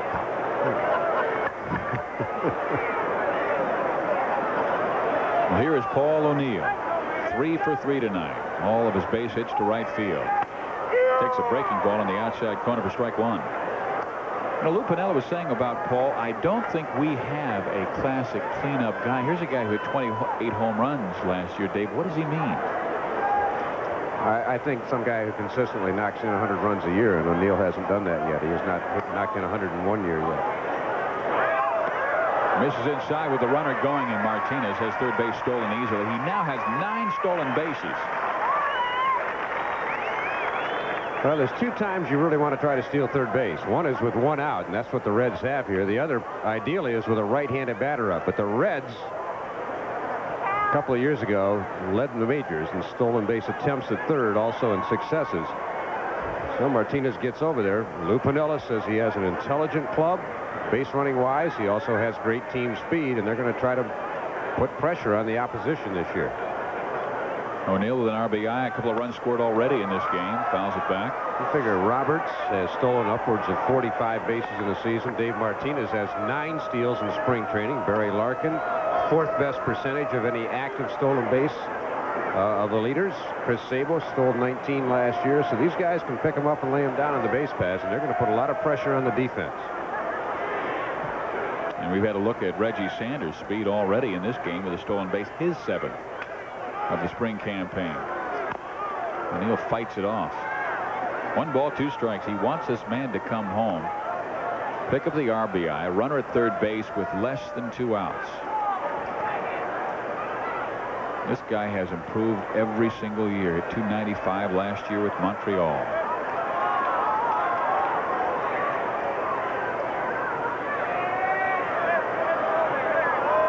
One, 2, and O'Neill rips it, but right at Tracy Woodson, who makes the play.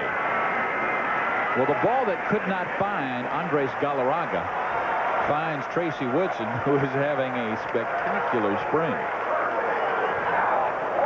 Told you the baseball gods are shining on Tracy. This is a nice play. Used to playing third base, but over at first makes a nice diving stop. So Tracy Woodson, he's the leader in the clubhouse for making the Cardinals post-game radio show tonight. You know, as broadcasters, you got to think about that. Who are you going to have on the post-game show if you're one of the club broadcasters? Carpenter has his pitch fouled off. No balls and 2 strikes to Hal Morris. Check that. No balls, 1 strike to Hal. That single in that RBI came his last at bat.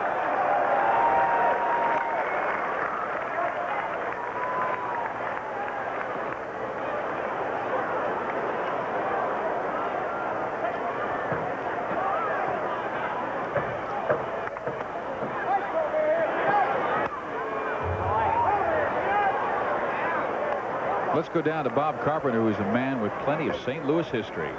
Well, thank you, Steve. And what Yogi is to New York, Red is to St. Louis. Red Shea needs 9 World Series.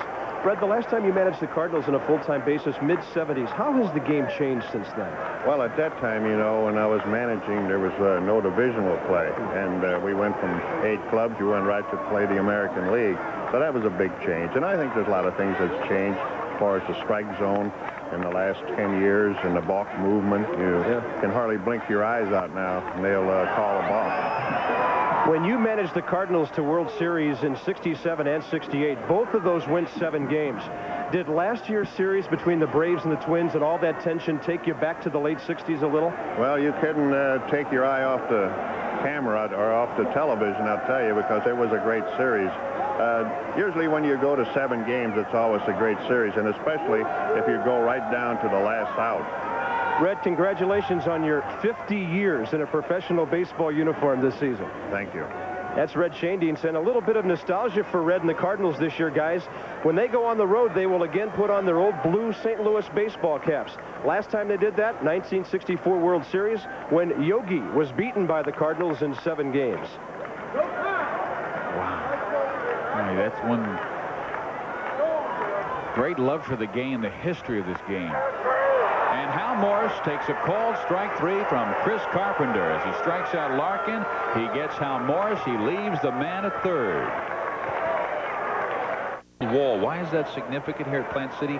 Because there's a pond, and if you hit a home run back there, they don't want the kids running into the pond to grab that baseball because they've had alligators there, like Al the alligator, which is a huge love of the Cincinnati Reds. As a matter of fact, Norm Charlton, their relief pitcher, said, "I think the alligator is a baseball player reincarnated. He sits and looks at you forever and just watches the game." They've also had to pick up water moccasins in the outfield. But now the alligator is no longer in the pond. I think we ought to send Bob Carpenter out there to investigate and see if he can find any water moccasins. And take him some pie, Bob.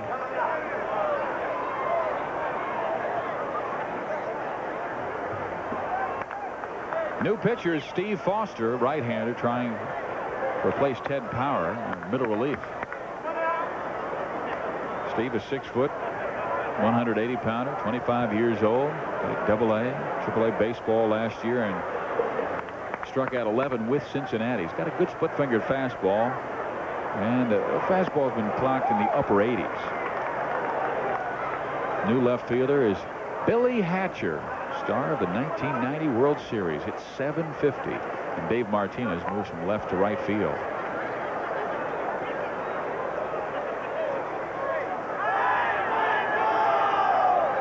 Here's the 2-2. This is high and outside. 3 balls, 2 strikes. You know, they're worried about fans going out there, and they figured that anytime you can get within 30 feet of an alligator and not have it be spooked and leave, you're in a dangerous situation. So they did remove Al the alligator from that pond.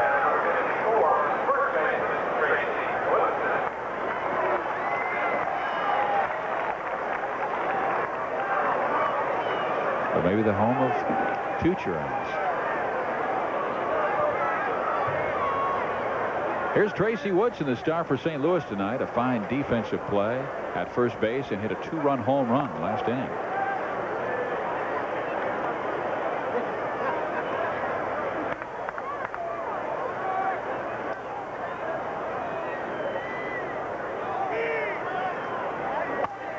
This is inside with a fastball. Dave, with everything that has been going on around baseball, were you surprised to see Ted Power let go? Because right now the Reds really need a guy who can give them 50, 60, 65 games in that middle relief. Well, I think between Milton Hill and Steve Foster, the Reds' thinking was, we think we have 2 young guys that can do the same kind of job as Ted Power. And the prevailing thought always in baseball has been, if you got young guys you think can do the job, you know, go with them and let the veterans see if they can hook on somewhere else. I think there's probably some interest in Power. I know the Texas Rangers have looked at him pretty closely this spring. Also, another right-hander figures in the picture, Dwayne Henry, who the Reds picked up on waivers from Houston.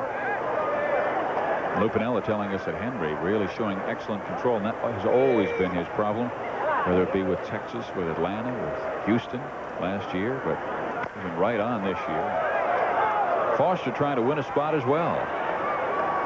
Woodson succumbs to the old foul ball off the foot. Foster showed either his ignorance or his humor last year. Made a road trip with the Reds to Montreal, and when he was coming through customs, the customs official said, "Do you have anything to declare?" And he says, "Yes, I'm proud to be an American." And they held him. They held him up at customs. Hey, I think that's an excellent declaration. Come on, guys, have a sense of humor. I hate those signs that say, "No joking." Barry Larkin. There's one gone.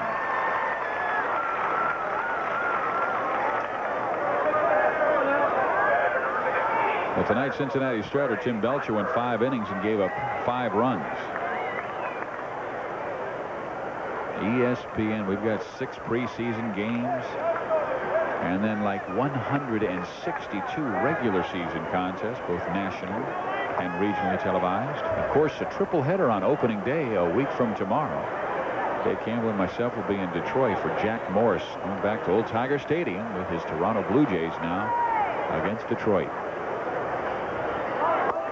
Runner going, throw to second base, safe. Tim Jones has a stolen base. Pretty much the personality of the St. Louis baseball team. Even though they're down 3 and we're in the top half of the 6th inning, Joe Torre knows that one of their strengths is being able to steal bases. Last year they had 9 different players steal at least 10, and Tim Jones was not one of those 9 guys. Gets a pretty good jump, throw on the shortstop side, and that was just enough for Barry Larkin not to be able to put the tag on Tim Jones. So Reed's throw, had it been accurate, he would have had him. I like how Barry got his left foot down there in front of the bag trying to block it off. Way high, runner going again, and this time they have Tim at third. Jeff Reed guns him down. Well, again, with a left-handed batter up, the catcher has a perfect throwing angle, and when you're down by 3 runs and you're going to try to steal third base, you better make darn sure you're going to make it. He doesn't get that good a jump. And it's a very easy ball for Reed to handle. Bip Roberts just says, no, you're not going to get in here. So Tim Jones trying to be aggressive, but sometimes you have to be smart and aggressive. No chance that time. Brought a smile from the face of John Stearns, who was in our broadcast booth. John will be broadcasting for ESPN on the West Coast this year. Former catcher at the New York Mets. And others. And skipper last year in Double-A. I managed in Double-A 1 year. You're going to like this a lot better. I haven't been thrown out of a game in, gosh, 12 years. And we fly on airplanes.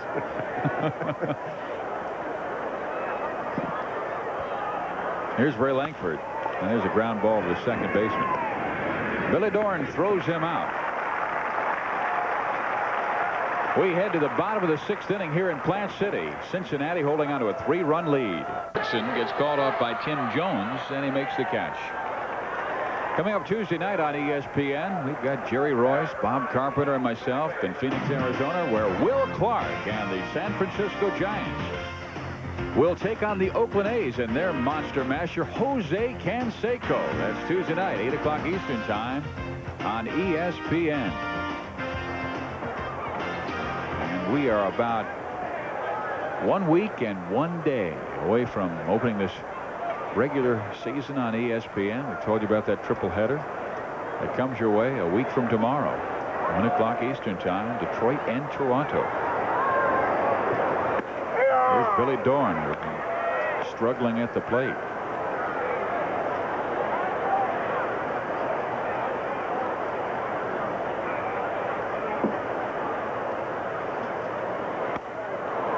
Struck out his last time up. He's 0 for 2 tonight. Walked his first time.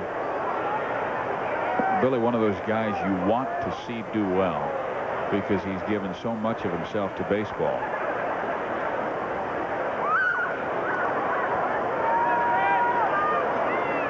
Here's the 0-2.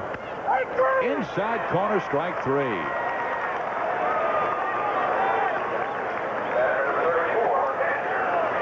It's frustrating. You do a lot of thinking when you're in slumps. Sometimes a pitch comes in, you just can't pull the trigger. Dorn knows that's a ball that's right there. Should have hacked at it, but you start playing a lot of mental gymnastics when you're in a slump, and I'm one of the great experts in that because I was in one most of my career. But Dorn just got vapor locked at home plate, couldn't pull the trigger. Here's Jeff Reed.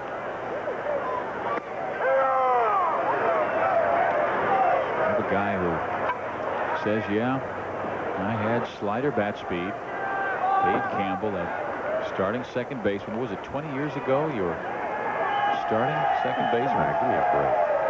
San Diego Padres? More than that. I'm trying to help you out, pal. I'm a partner.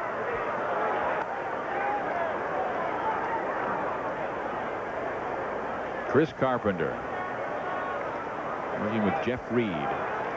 Reed with a pair of base hits, 2 RBIs in his last at bat when he had the bases loaded and drove one into right field. It scored 2.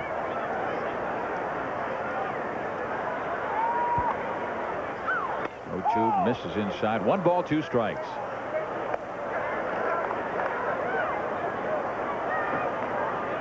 You got that Oakland-San Francisco game Tuesday. Mark McGuire's having a good spring for the A's. Good to see him bounce back. It's popped up on the infield. Ozzie Smith calls off everybody. And a 1-2-3 inning for Chris Carpenter. We head to the 7th inning here at Plant City, Florida. 8-5, the home team Reds. The Reds, Bob Quinn, and I know you have a manager, Lou Piniella, who is very excited about some of the decisions you guys made in the offseason. Well, Steve, we retooled the pitching staff. We added 5 pitchers, not only Belcher and Swindell, but also Henry, Ruskin, and some other fellas that we feel are really going to help us. Now, you lost 50 of your last 84 games last year. Had you been successful at the end of the year, may the decisions been more difficult? Probably, but we knew beyond Browning and Rijo that we really needed pitching help, and Swindell and Belcher are certainly going to help us in those areas. What other things happened, I mean, to set the stage? That trade with Los Angeles to get John Wetland and then acquire Dave Martinez was, I think, one of the more interesting ones.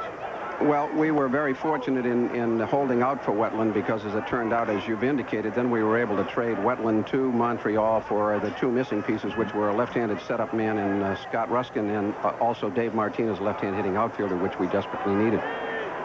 And visiting with Lou Piniella last year where he said, my goodness, guys, I think you're resting on your laurels. He was worried during spring training. Completely different, sweet Lou this spring.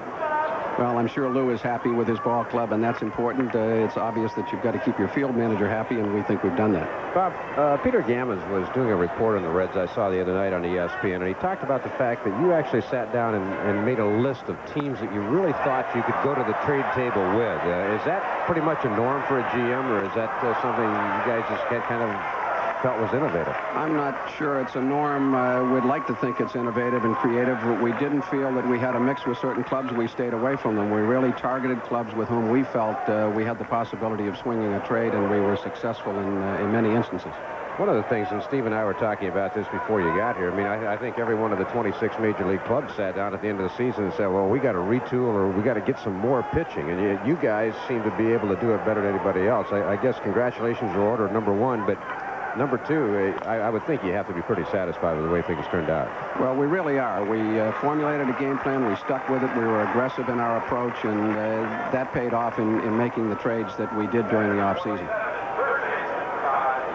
How have they been received in Cincinnati? Eric Davis was such a fan favorite in that Reds market. Well, I think once we were able to get a quality pitcher of the type of a Tim Belcher, and then again hold firm for getting Wetland, which allowed us to do the deal with Montreal, that I feel our fans reacted favorably to the transactions we made over the winter. Are we seeing a transition in baseball? How difficult is it to negotiate now? Because you have so many, the Ted Power situation yesterday, a team like Pittsburgh trading a 20-game winner for a pair of minor leaguers.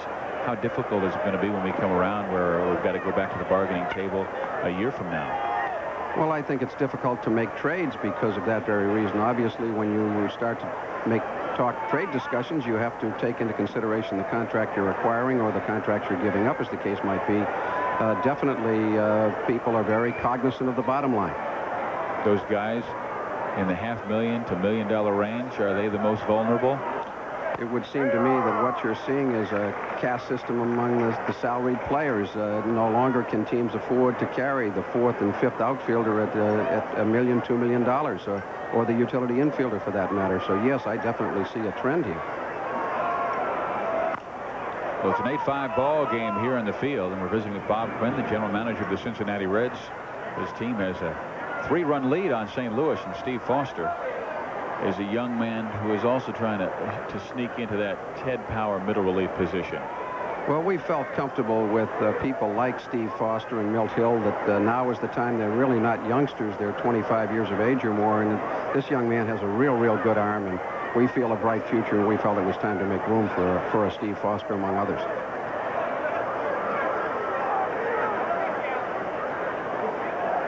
Todd Zeile, the batter.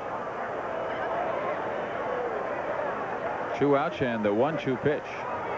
And a swing and a miss, and Foster really sharp here in the 7th inning. Bob, thanks for joining us. It's been my pleasure. All right, and trying to put their 15th win this year, Cincinnati with a 3-run lead. Hit hard, but still has the average of near 250. And we have a new pitcher, Todd Worrell, one of the real success stories for St. Louis after 2 years with elbow injuries. He is back and throwing hard.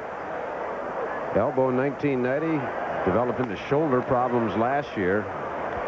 Pretty good numbers on the spring. 8 strikeouts and 7 1/3. Torrey says he's throwing well. He could be a great setup man for Lee Smith. That would be a dynamic duo. Bring him on in the 8th for an inning and bring in Big Lee in the 9th. Cardinals would be in hog heaven. I saw his quote the other day where Todd said, hey, I've been out 2 years. I kind of hold my breath every night when I go to bed, but each time my arm seems to be bouncing back.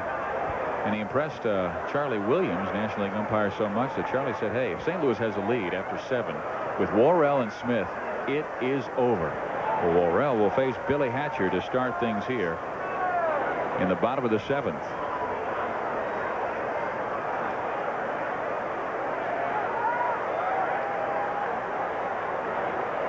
High with the fastball.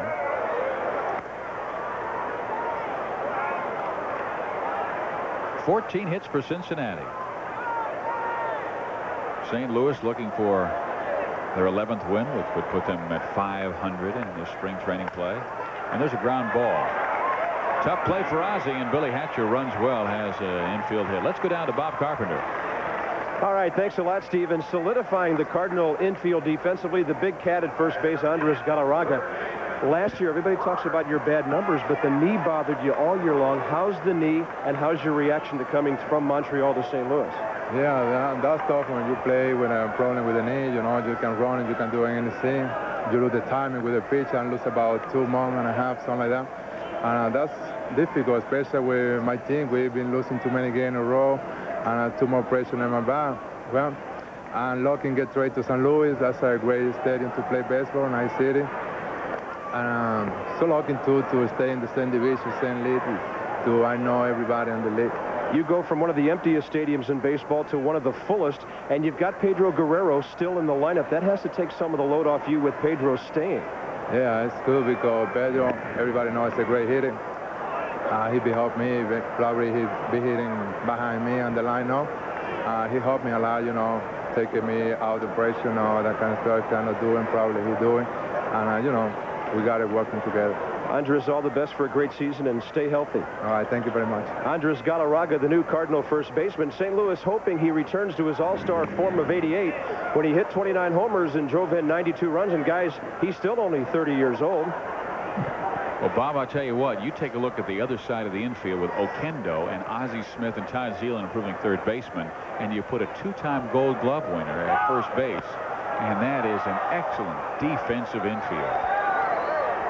Billy Hatcher is moving on the last pitch. It was fouled off. Billy, for 5 consecutive years, had averaged 35 stolen bases, but with a groin injury last year, cut back to 11. And again, Billy in the driver's seat from the standpoint he has a $1.6 million guaranteed contract, which is the key, guaranteed. If not, they could release him and only have to pay him 1 month's salary, which would still be a pretty good wage. But Billy probably going to make this ball club this spring because you just don't want to fill out those checks and not get anything in return for them. Dave, let me ask you, was that the tough question you wanted to approach Mr. Quinn about? I had a couple of them that I wanted to ask Bob, but we ran him out of here so fast that I didn't get a chance to. But I mean, he has luckily, Glenn Braggs. luckily for Mr. Quinn. Braggs and Hatcher, who, you know, they'd love to deal because they're so deep in the outfield. Yeah, we were just kind of softening him up for the tough stuff, and then he vacated the booth. He must have seen the fire in my eye or something. There's Bip Roberts. Pair of hits in the night, a double in the first, a single and an RBI in the third. One of the questions I was going to ask him is how, after he won the World Championship in 1990, how much did he like it when his contract was extended to April of the following year? Now he's extended to October. There's a base hit back up the middle, and Roberts has 3 hits on the night. Well, ESPN Sports Center is coming your way with highlights of this game and all of spring training baseball. Gary Miller and Dan Patrick, 11 o'clock Eastern time. The Final 4 is set. The General against Coach K. That should be an outstanding matchup. And the Reds armed and ready. Ball club we're seeing right here. That outstanding starting rotation. Swindell, Rio, Browning, Belcher, Chris Hammond. Mr. Versatile tonight. Dave Martinez started in left, moved to right, and now he's in center. He's got the trifecta in the outfield tonight. And Lou Piniella saying you talk about versatility. The man Biff Roberts gives him a great deal of flexibility in what to do both in the infield and outfield. Martinez takes it high. 1 ball, no strikes. Runners in first and second, nobody out. We're in the bottom of the 7th, an 8-5 ball game. The Reds have the lead in Plant City. Martinez, last 50 games last year, hit .352. A couple of the Expos really caught on fire towards the end. Nobody was really noticing. Larry Walker, their fine right fielder, had a terrific second half of the season. Royal just throwing that fastball right by Martinez. He's able to grab just a piece of it to even the count at 1 ball, 1 strike. That fastball had some vapor trails coming off it. That one was a rising piece of smoke. 6 Worrell fastballs have been clocked at 95 miles an hour. Joe Torre says, sure, it's the fast gun, but it ain't that fast. And that is great to see. A terrific young man. Todd Worrell, just best year was in '86 when he had 36 saves. Dominating fastball. For 2 straight years with the elbow injury. Pitched a little in April and May, but had soreness in his shoulder and suffered a partial tear in his rotator cuff. Operated on at the end of July.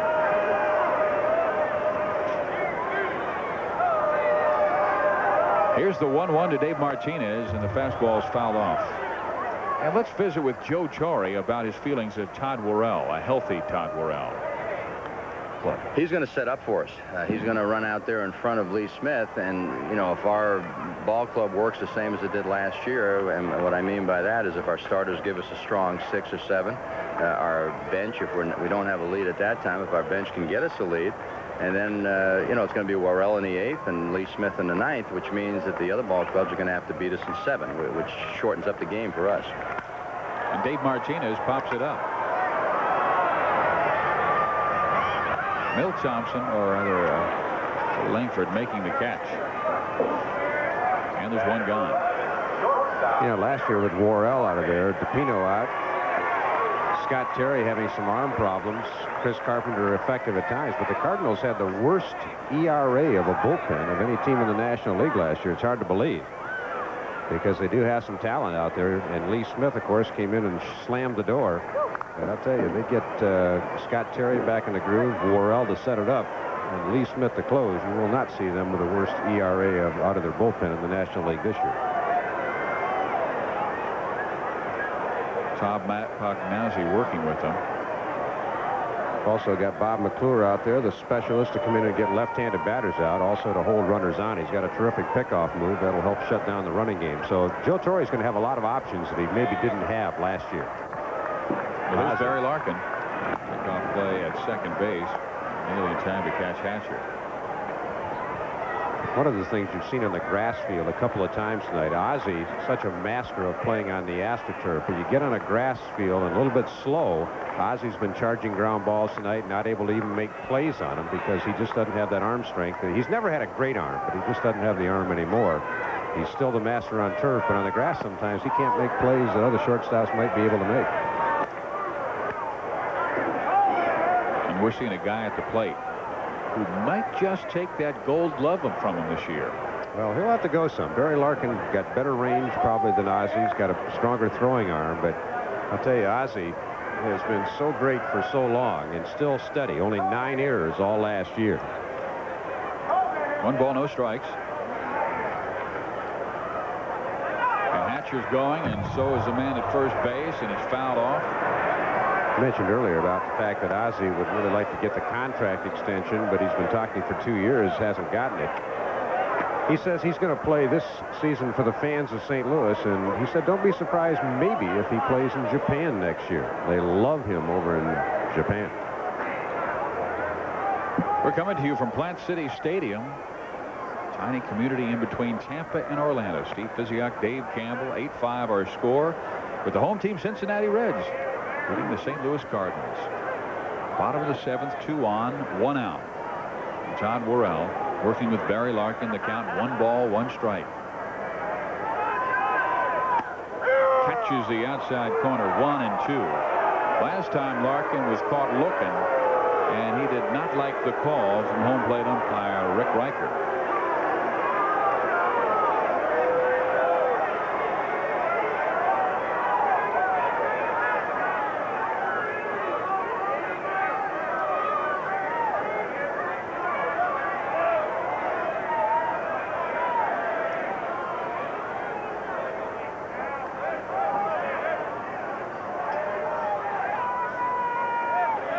Billy Hatcher at second base.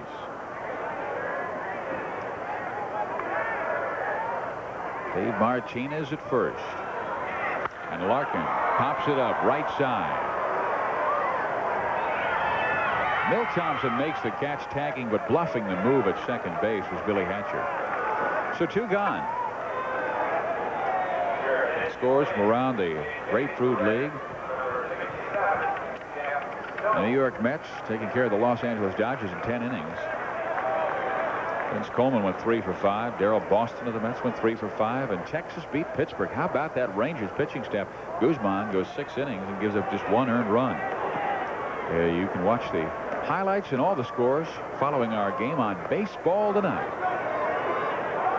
I mean, Kevin Brown is throwing extremely well. Bobby Witt maybe tops. And with Guzman and, of course, that other fella, the Express, Nolan Ryan, they get any kind of pitching with their offense, Dave. The Texas Rangers, they just win their first National League West title, American League West title. Well, last year Ryan was 12 and 6, Guzman 13 and 7, but the rest of the starters something like 27 and 40 with a 5.5 ERA. So they got to fill in some blanks. They do have some questions in the bullpen. That's why maybe Ted Power might be an acquisition for them. They may be looking at it. Jeff Russell's had some elbow problems. John Barfield some shoulder problems. So the Rangers starting rotation looking pretty good this spring, but they got a lot of questions in the bullpen. The 0-1, and Jeff Stone checks his swing. Jeff Stone, that former Philadelphia Phillies speedster, to make the club in a crowded outfield picture, and he's at .353 in the spring, and he will probably not make the trip north. Just one of those insurance policies. The Reds and Bob Quinn went out and signed a lot of 6-year minor league free agents, so they're going to be very well stocked at the AAA level, and then if anybody gets hurt at the big league level, these guys will be good replacements. So you hate to be thought of as an insurance policy, but a lot of players are in that mold right now where they're good enough that clubs don't want to release them, but they also are going to have to go to the minor leagues and wait for an opening. Let's see if Worrell challenges him again with that fastball. He's been over 90 each time with the Heat. And here's the 2-1 with 2 outs. 3 balls and 1 strike. Hatcher led the inning off with an infield hit. Roberts reached on a base hit up the middle. Martinez sent a fly ball to center field. Larkin is gone. Now Worrell working with Jeff Stone. The count 3-1. See if the runners with plenty of speed are going with 2 outs.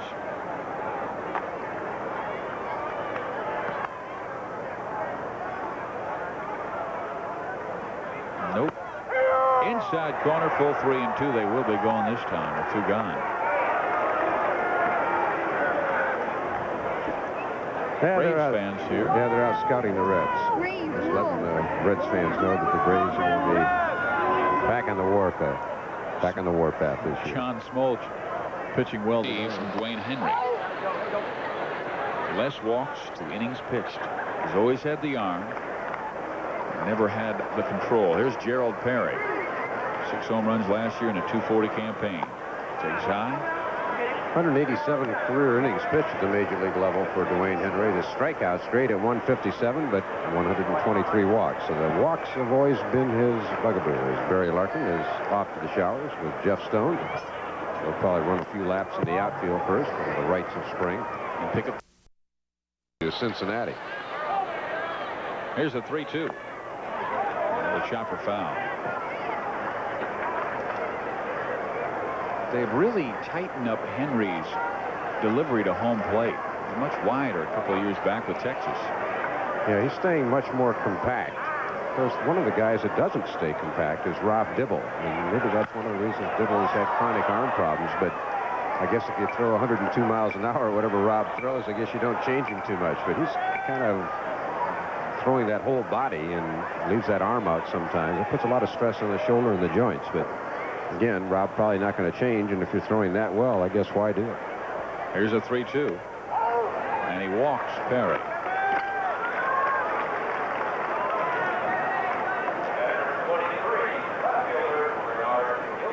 In 8 days, Major League Baseball, a triple header coming away. Jack Morris goes back to his old home field, Tiger Stadium, and meets Cecil Fielder. That's Monday 1 o'clock Eastern Time. Then at 4, Will Clark and the San Francisco Giants will take on the Los Angeles Dodgers and Darryl Strawberry, followed by Bobby Bonilla's Mets and the St. Louis Cardinals.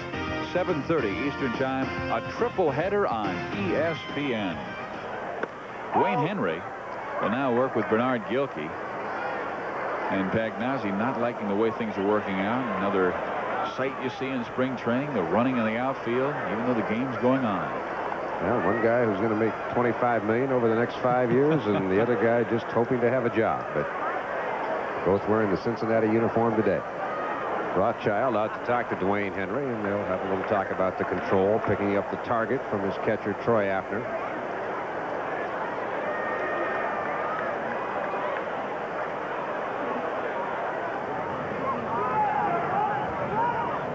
Got to get them all filed away, smoking on his pipe, sorting out the cards. He's got his Reds cap on. He looks like he's from Norwood, just north of Cincinnati. Yeah, that's my old stomping ground. Bernard Gilkey tonight has a hit, walked his last time. He's been on base 2 of his 3 appearances. And fouls it off. 1 ball, 1 strike. There comes Rothschild out there. Come on, son. Throw strikes. And there it is. Strike 1. Dwayne Henry, second-round draft choice of the Texas Rangers way back in 1980. Here he is 30 years old. And as Dave told you, only 183 major league innings as he's bounced around from Texas to Atlanta to Houston, now Cincinnati. There's a fastball. There's chopped foul. And he's ahead 1-2. Bucky Dent still got the good hands down at third base. Once you got him, you never lose him, right, Buck? Think about Mike Torres today, Bucky, did you? Probably isn't a day that goes by that both Mike and Bucky don't think about that moment back in Boston in 1978. And Mike, if you're listening, we apologize for that comment. There's a little check swing. And Al Newman takes care of it. We were talking about musical chairs. We did not fill you in. Al Newman is the new second baseman. Freddie Benavides moves from second to short. Glenn Bragg's the new right fielder. Dave Martinez is the new center fielder. Billy Hatcher, we told you about in left. And Troy Apner is the catcher. And a cast of thousands. If you make it through spring training, you can make it through the regular season in flying colors. Love those guys with numbers 73, 82. One guy in the 70s playing in the major leagues, and he with the Chicago White Sox couldn't get 27, so said, give me 72, my old Red Sox number, Carlton Fisk.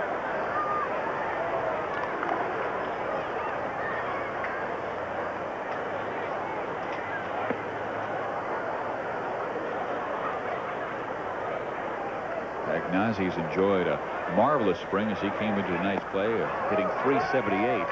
But after that visit with Larry Rothschild, Dwayne Henry has been unhittable. The only question you have is, I mean, Dwayne's been around since 1980. Why does that pitching coach have to come out and remind him of things?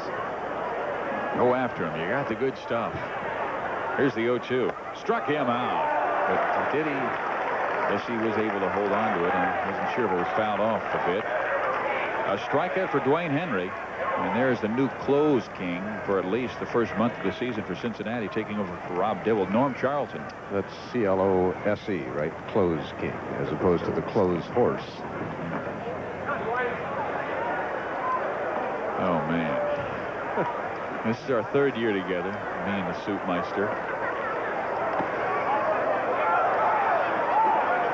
Moving to second base, Gerald Perry as the ball gets away from Apner.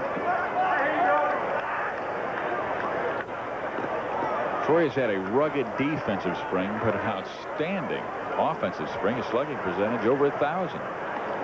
Hit a couple of home runs. Well, you've been after me with my nickname, but everybody at ESPN calls Steve Physioc goofy. And we have a rule. Any game that starts dragging on 3 hours or more, we both get goofy. Well, one of my best friends in the game, and you know him well, is Dwayne Kuiper. Here is a fly ball, deep right field, backing up, and there to make the catch. We'll come back and tell you the rest of the story. It's 8-5 Cincinnati over St. Louis. The home team Reds with the lead. They have 16 hits to the Cards 7.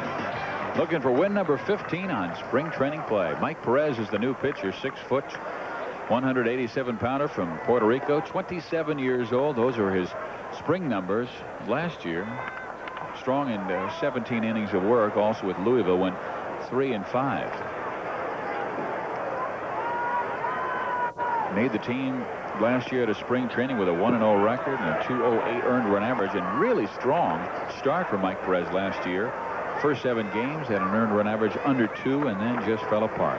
Rich Gedman, Boston Red Sox and Houston Astro, takes over defensively at home plate. Fly ball center field, and right there Ray Langford, who takes care of it. You know, to finish the story, Dave, Dwayne Kuiper, who's a good friend of both of ours, he is a broadcaster for the San Francisco Giants. And he has a philosophy. He said, broadcasters prepare for 3 hours. Anything after 3 hours, they are not responsible for whatever comes out of their mouths. Yeah, we still have 12 minutes where we have to show our preparation. And since we're going into Cleveland, and that's his former hometown, where he was a great second baseman for the Indians, and he is thought of in Zeus-like proportions there. Fastball stays high.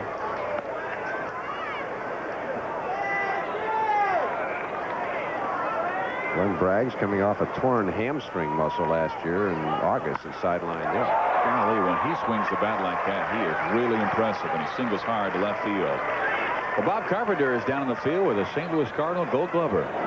That's right, and a lot of noise was made last year, Steve, about Todd Zeal's move to third base. Joe Torre did that in his career, but the guy that made it all possible in a way was Tom Pagnozzi stepping in behind the plate. And what a year you had. Tell us about your 140 games last year behind the plate.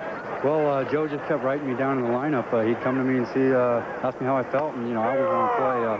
It's a lot more fun on the field than on the bench where I'd been in the previous years, and Joe gave me my opportunity, and I was able to take advantage of it. Definitely waited several years for your opportunity. Now you're out there with an Ozzie Smith at shortstop, a Galarraga at first base, an Oquendo at second, and a Todd Zeal at third. You probably don't have to move them around very much, do you?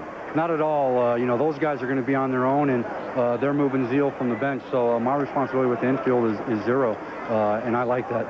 Your thoughts on the pitching staff? Joe told us earlier tonight, if you get a 7-inning game out of your starters, you guys have a great chance to win with that bullpen. Well, exactly right. Our key is our bullpen. If we can get to them with a lead, with a healthy Worrell and a Lee Smith and the setup of McClure and Augusto, we got an outstanding bullpen. Tom, have a good season and follow up last year. Well, thank you very much. Tom Pagnozzi, Cardinal catcher. Cardinals have a lot of depth guys in their organization in the catching ranks, but to Tom's advantage, most of them are left-handed hitters. Tom Pagnozzi, proving himself last year defensively, will be the man behind the plate, and he is hoping like 140 to 150 games this year, which would be a lot for a catcher. Gedman is his backup, and he's a left-hander. Ground ball, and Ozzie Smith gets the force on Glenn Braggs.